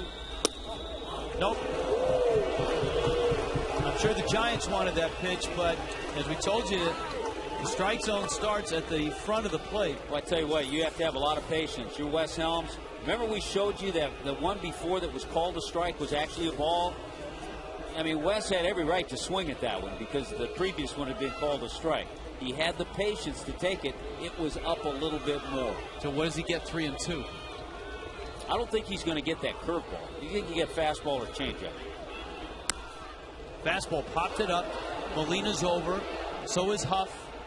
And it's just out of Huff's reach. Might be one of the few that he's thrown 87 tonight. So he reached back, Zito did, to try to get 87-mile-an-hour fastball on the hands of Wes Helms. It is. His hardest was 86, so he reached back and got that 1 mile an hour. Yeah, one more. Last year he couldn't do that. Last couple of years he couldn't do that.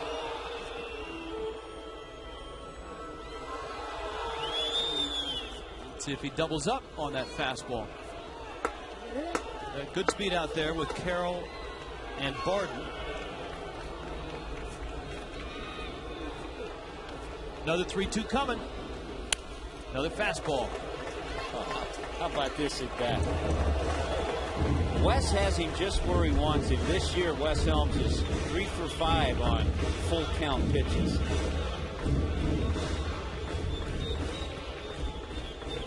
Nunez and Hensley. See, Leo is just starting a long toss.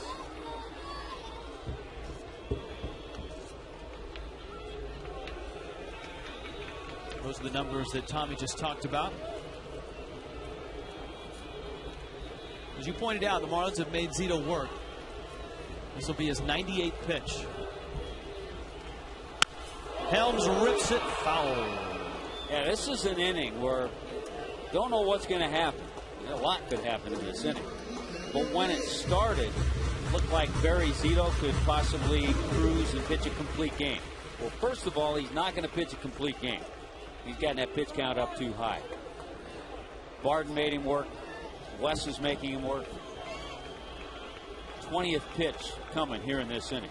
9th of this at bat.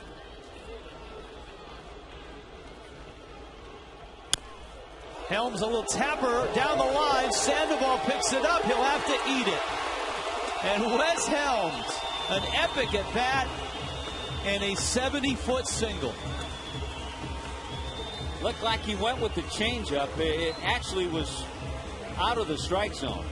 He got Wes to chase it, but he hit it bad enough. There's the changeup. It's out of the zone, but he just gets it off the end of the bat. Oh, Wes is going to love this one. He hit it like he threw it. So he's now 4 for 6 on 3-2 counts and gets his 3rd pinch hit of the year. And the bases are loaded. Told you not to go anywhere. Bases are loaded with nobody out. Dave Righetti out there talking to Zito. Now Zito gave up a single to Gabby Sanchez back in the 6th. Struck him out. And Sanchez flied out all the way back in the 1st. So you could almost say this is deja vu all over again. Remember the little infield base hit that Cameron Maitland got after Lamb's pinch hit single last night.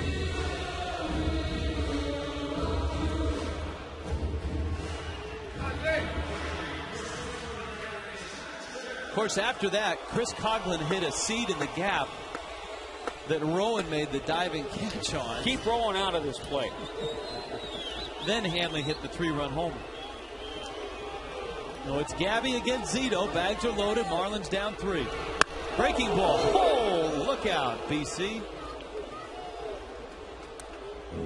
Gabby's seen him well. Now this is the 4th at bat for him tonight. He singled sharply up the middle in the 6th inning.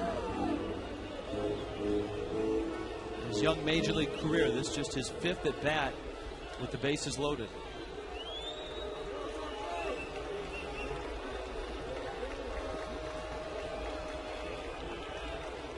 Zito is over 100 now.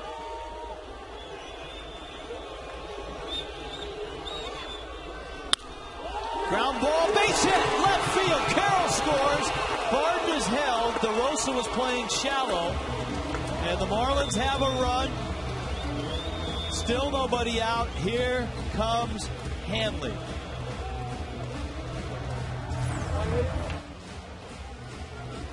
Got the changeup. Pretty good pitch. Stayed up enough. Gabby stayed back. He has quick hands. And a good charge by DeRosa allowed the Marlins just get the 1 run in.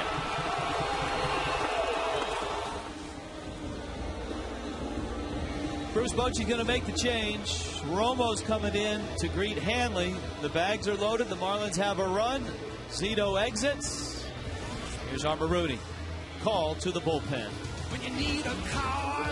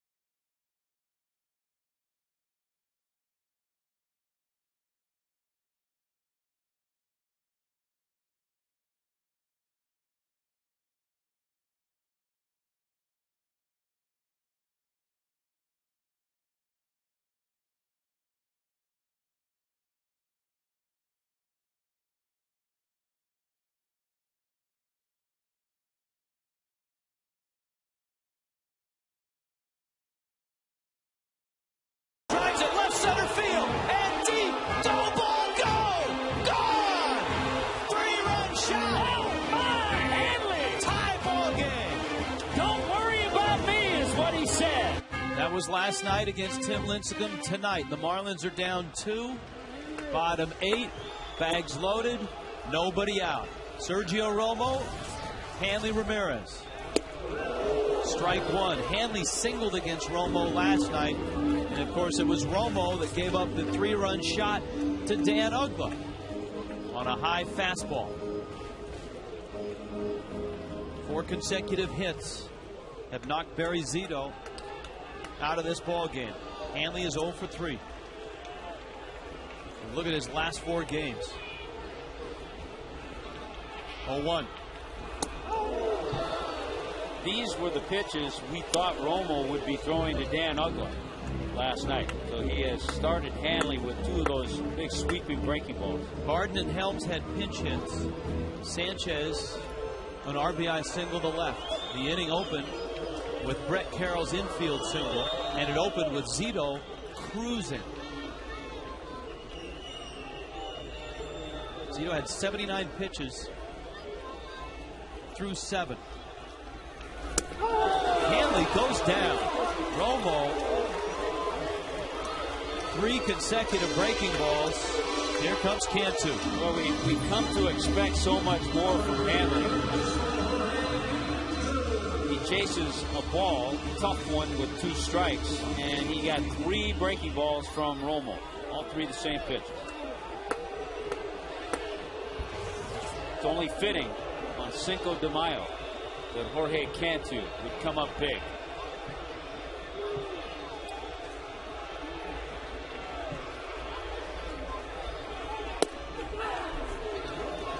Well, he's staying with that pitch. He does not have a good track record on the 5th of May.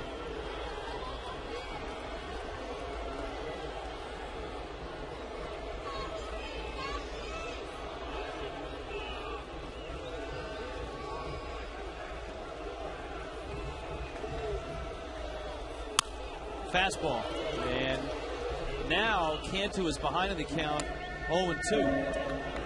You don't think, not that he might try to sneak one in, but you don't think that Cantu will see another fastball, that Romo will try to make that same pitch he made to Hanley, get him to chase the breaking. The frisbee breaker? Yeah.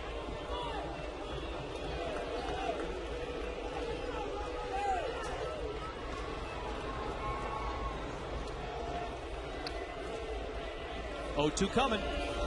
Breaking ball, ground ball. 1 there, 2 there. And Romo pitches out of Zito's mess. And the Marlins can muster just 1 run. Some big outs there by Sergio Romo.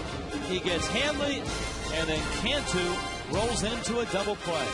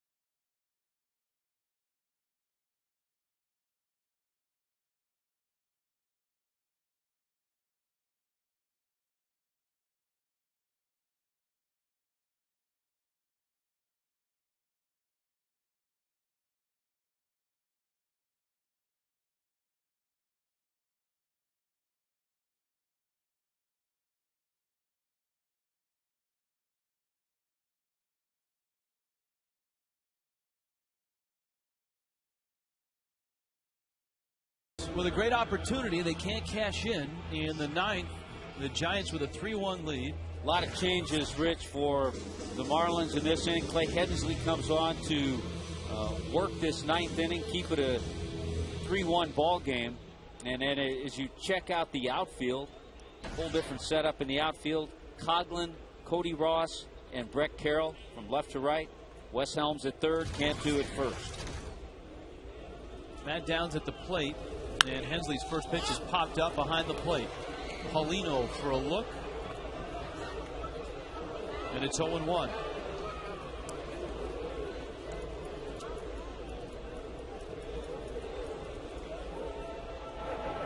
Brian Wilson, the Mohawked closer of the Giants.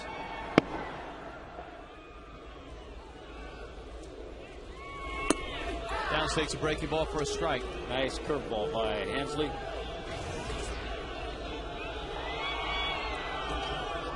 With Renteria being dinged up, Downs has been getting some time and has responded.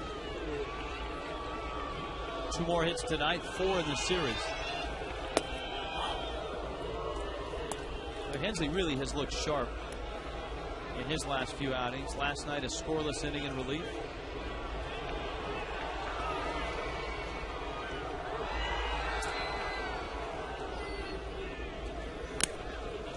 That one just out of Paulino's glove. Well, he has that nice over-the-top curveball where he can ride that fastball up and get hitters to chase it, as Downs tried to do there.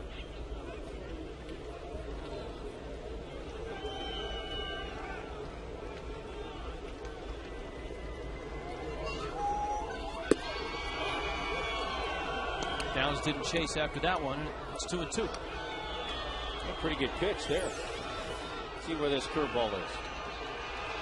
A little down. Oh.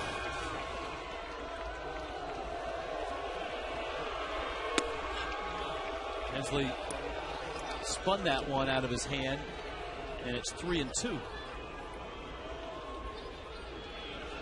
Hensley and Brian Sanchez, both products of Lamar University.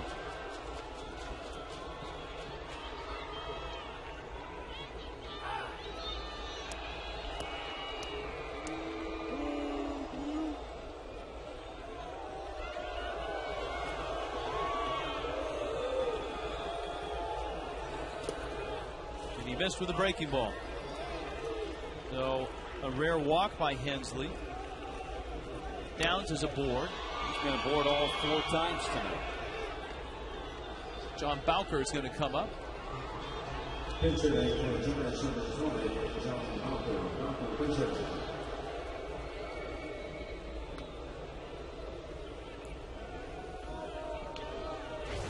Bowker comes up, Downs at first. Then you got the top of the order, Rowand, Torres, and Sandoval. Somehow you knew Aaron Rowand would hit in this inning.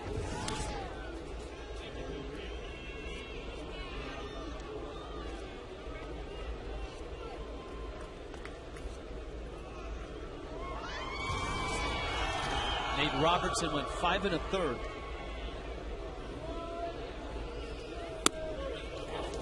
Gave up 3 runs, 2 of them earned.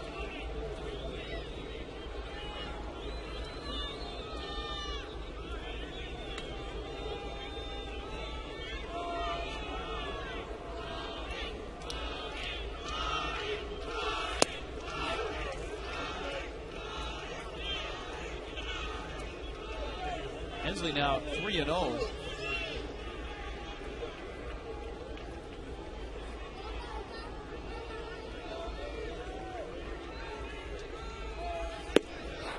Splits the plate, 3-1.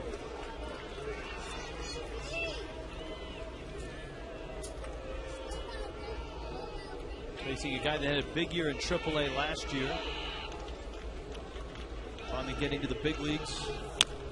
Runner goes, and it's fouled at the plate. That's a case, Tommy, sometimes on a 3-1 pitch. If the runner's not going, the hitter may lay off that pitch. It's a run and hit, so he's taking off.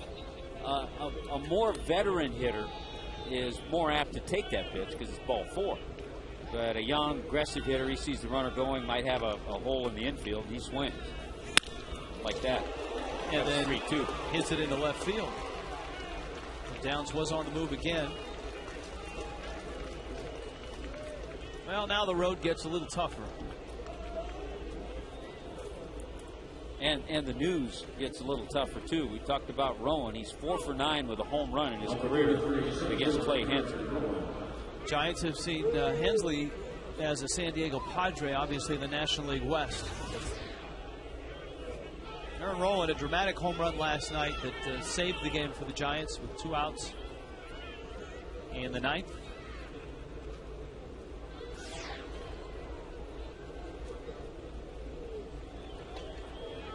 Up here now with runners at first and second.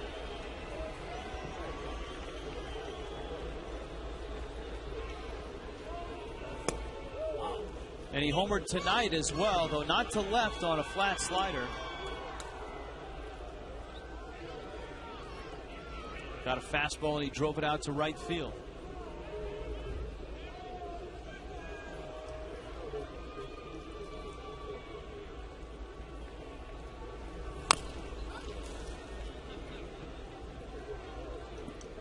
Ball and a strike.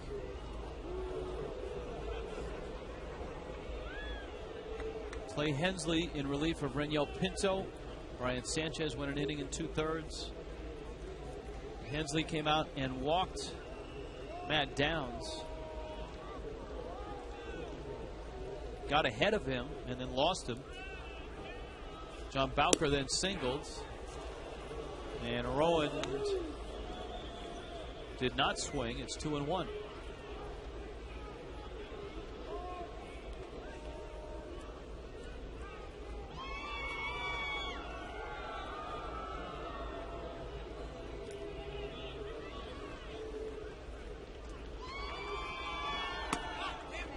Hensley misses high, and it's 3-1. This is our Coors Light Cold Hard Blast. This is not easy to do for a right-handed hitter. Yeah, that's some power when a righty goes the other way for a home run here in this ballpark. Right now, Clay Hensley not quite as sharp as we've seen him in the past.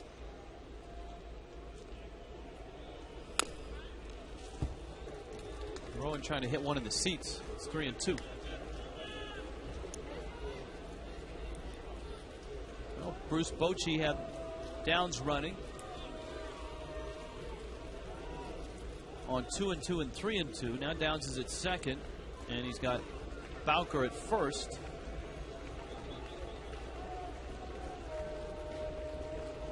And they're both running.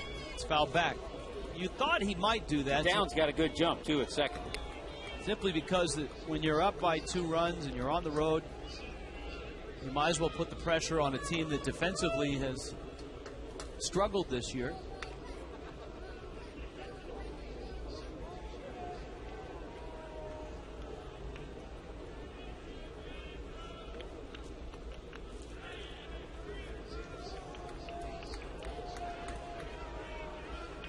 Aaron Rowland,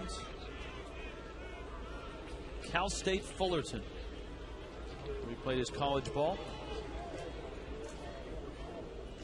They're running again, and it's popped up. Polino behind the plate. Everybody returns to their bases.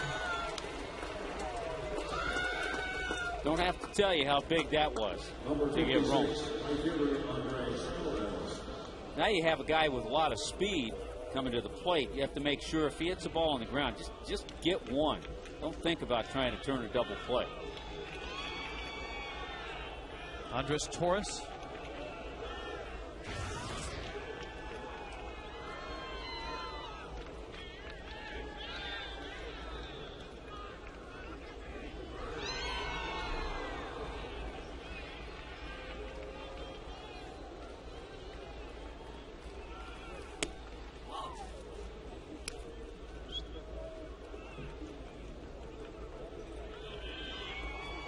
Torres getting the start in right field tonight.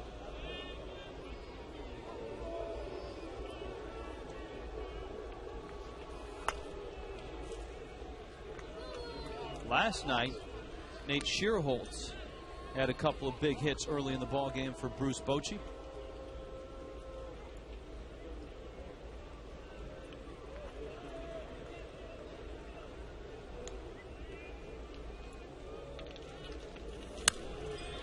Bochy, part of that large group of Major League managers who were catchers. He's been parts of 9 seasons in the big leagues. I thought you were going to say he's a part of that large group of managers born in France. No, he's the only one I know of. 1-2. Good breaking ball. Hensley has come back to get Rowan and Torres, but one big out still to get. Yeah, it's a good pitch. Got ahead and then just dropped a good curveball to get Torres to chase it. Yeah, Bruce Bochy still has family up in the Melbourne area. His brother, a scout, Joe Bochy? Joe usually scouts the South Florida area. I think he has a sister that lives up in the Melbourne area. He's the scout, I believe, that signed Matt Latos of the San Diego Padres. Here is Kung Fu Panda, Pablo Sandoval. And he goes after the first pitch, pops it up. Ugla back, Carroll in, makes the catch. It's a nice comeback by Clay Hensley. The Marlins have work to do. Ugla, Paulino, Ross due up in the 9th. Here comes Brian Wilson.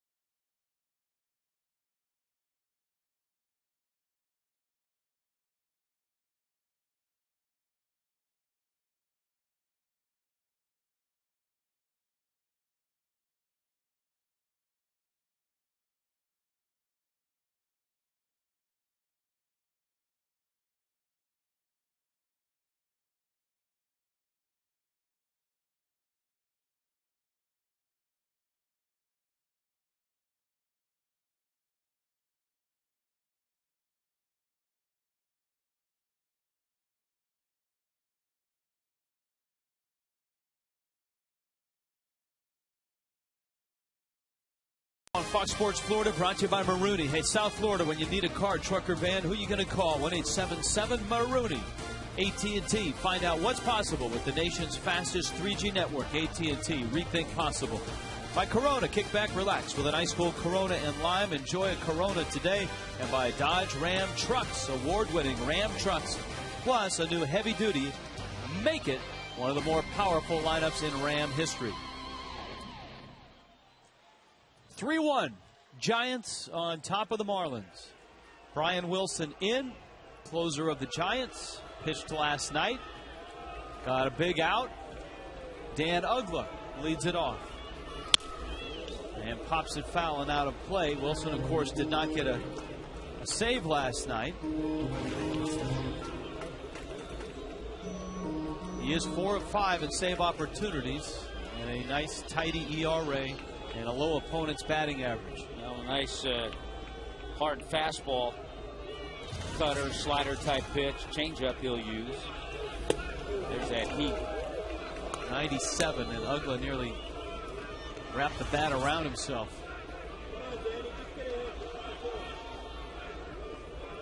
Now it's 0-2.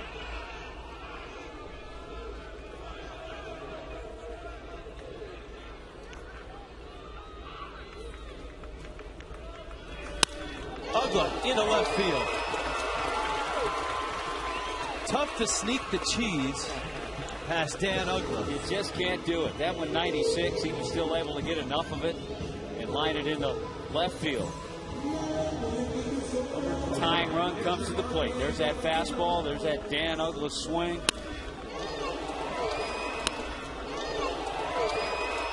Well, remember the matchup last night, Wilson against Paulino. The Marlins didn't mind that matchup because Paulino's such a good fastball hitter. And he drives that one into right field, a base hit. And so the Marlins, as the ball is kicked by Torres, but Ugla isn't going to chance going to third. The Marlins have opened the ninth. Base hit, base hit. Now you got Cody Ross. Now the Marlins had 4 singles last inning, 2 in this inning, so they've had 6 hits in the last 2 innings. They had 3 hits the first 7 innings of the game against Barry Zito.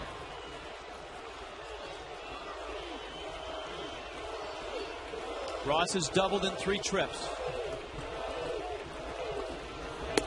Cody, oh, wow. Cody, another one who likes that fastball. Not in that area, though. I'll tell you what, that may be on Fox Tracks a strike, but it sure didn't look like it was. No, it wasn't. It wasn't. 0-1. Wilson says, hey, if I got the first one, I might as well go out a little further. Let me try it again. Cody 3 for 5 in his career against Brian Wilson. Well, if Cody's geared up for a fastball and he gets one, he obviously can hit it a long ways. And he's had some exciting moments here in this ballpark, too. 1-1 coming. Wasn't ready for the breaking ball. He saw the knees buckle. It's almost, it's a cross between a cutter and a slider. 90 miles an hour is a really hard slider, but it did have movement. I think you could see that. Cody certainly could. You could tell by watching him. So it's 1-2. Ugla and Paulino aboard with nobody out in the ninth.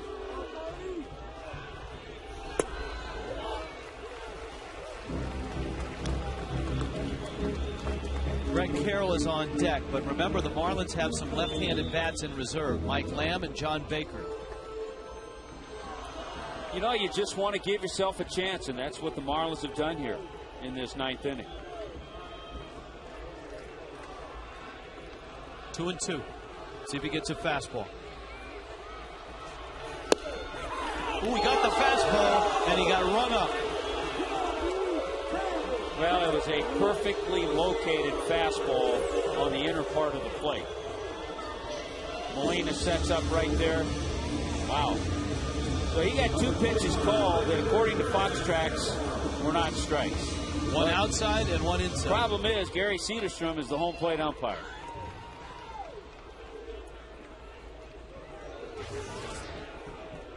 Brett Carroll now.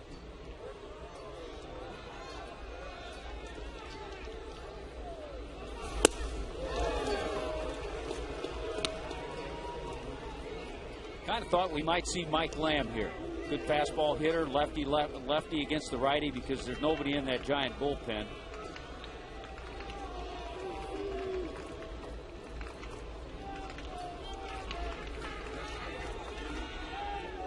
Oh, 1. Carroll going after that fastball, and it's 0-2.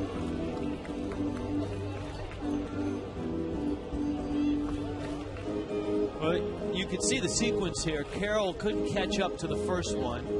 He cheats a little, gears up for the second one, but now it's 0-2, and if he gears up for the third one, he's liable to get that 90-mile-an-hour slider. No.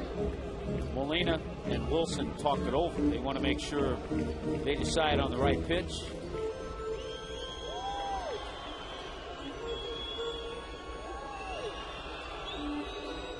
Remember, on deck is Chris Coghlan with 1 out.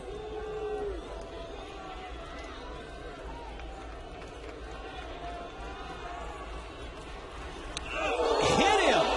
Wow! Brian Wilson on 0-2 hits Carroll right between the 2 and the 5. My goodness. Not at all what they talked about on the mound. You see the target. He wanted that same pitch that he made to Cody Ross at fastball inner part. And it just totally got away from him. BC will have a nice morning tomorrow. He's tough. He hadn't grimaced a whole lot, but you know what? The bases are loaded. And here is Coghlan. Last night, lifted for a pinch hitter with the lefty Affeldt on the mound. Tonight, he comes to the plate with the game on the line, 1 out in the 9th. Brian Wilson, fastball, fouls it back. 99 miles an hour. He's not shy about it. Keep in mind, and not a lot of speed right now at second base. With Ronnie Paulino out there, who represents the tying run. And at this stage, can't pinch run. Baker doesn't have much better speed, a little bit. You don't want to use him up. And the only other guy is Mike Lamb, and you want to save his bat. Ugla, Paulino, and Carroll. Carroll, the trail runner, has the best speed of the 3. But Coghlan can't catch up to 98 with a little lift to it. 0-2. Wes Helms is on deck.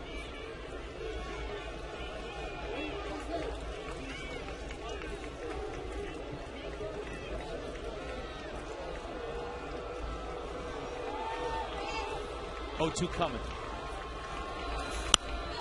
Got him to chase another high fastball. But I tell you what, with 2 strikes on you, it's very hard to lay off a 98-mile-an-hour fastball in that area.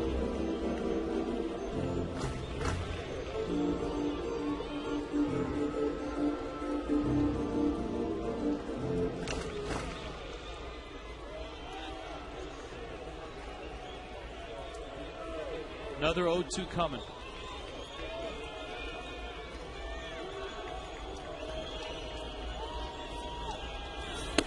That's outside.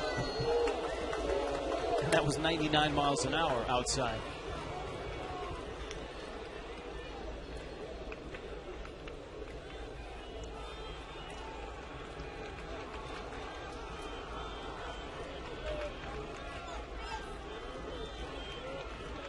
One and 2. That's outside.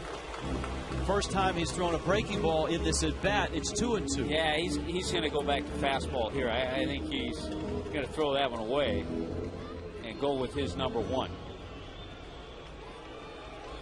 Marlins down a couple. They've loaded the bases in the 9th. What a pick-me-up this would be for Cogs, too. Here's the 2-2. Little tapper out towards second. An out there, a run will score. The Marlins are within a run, but they're down to their last out. Coghlan gets an RBI. And it's Wes Helms against Brian Wilson.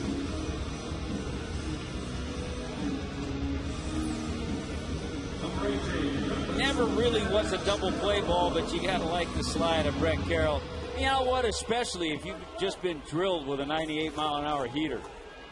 You got to get a little aggression out. Wes Helms, as a hitter, is great at fighting off fastballs and then hitting an off-speed pitch. But in this case, this is where Helms will cheat on that fastball and try to get it started early. Yeah, for Wes to get to this fastball, for most hitters, you have to cheat just a tad. Paulino is at third. Good wheels with Coghlan at first.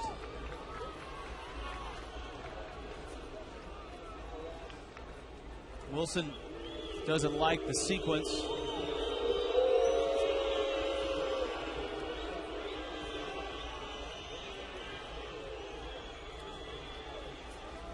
Helms delivered a pinch hit back in the 8th. The Marlins got just 1 in that inning. The key sequence, Hanley came to the plate with the bases loaded and nobody out, and Sergio Romo struck him out on 3 sliders of death. If Wilson can keep that fastball in that area where he threw that last pitch, same area he struck out Cody Ross in, it's going to be tough. If he gets one out over the plate, though, watch out for Wes Helms. 0-1. It's a strike.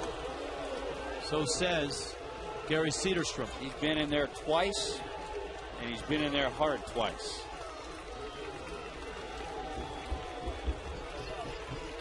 Now it's 0-2.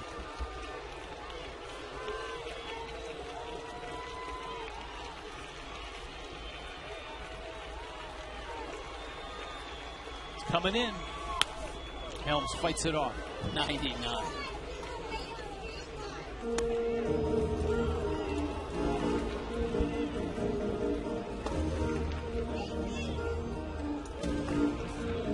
Down to their last strike now.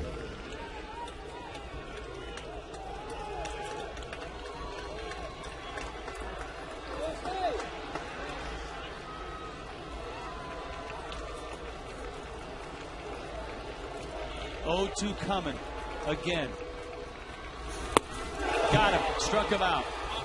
98 miles an hour, a high fastball. The Marlins come back against the Giants, but not far enough. They got just 1 in the 8th. That's where their real opportunity was. Here in the 9th, Brian Wilson dials it up to 99. And San Francisco has won the first 2 games of this series. Giants win this one 3-2. Marlins Live is next.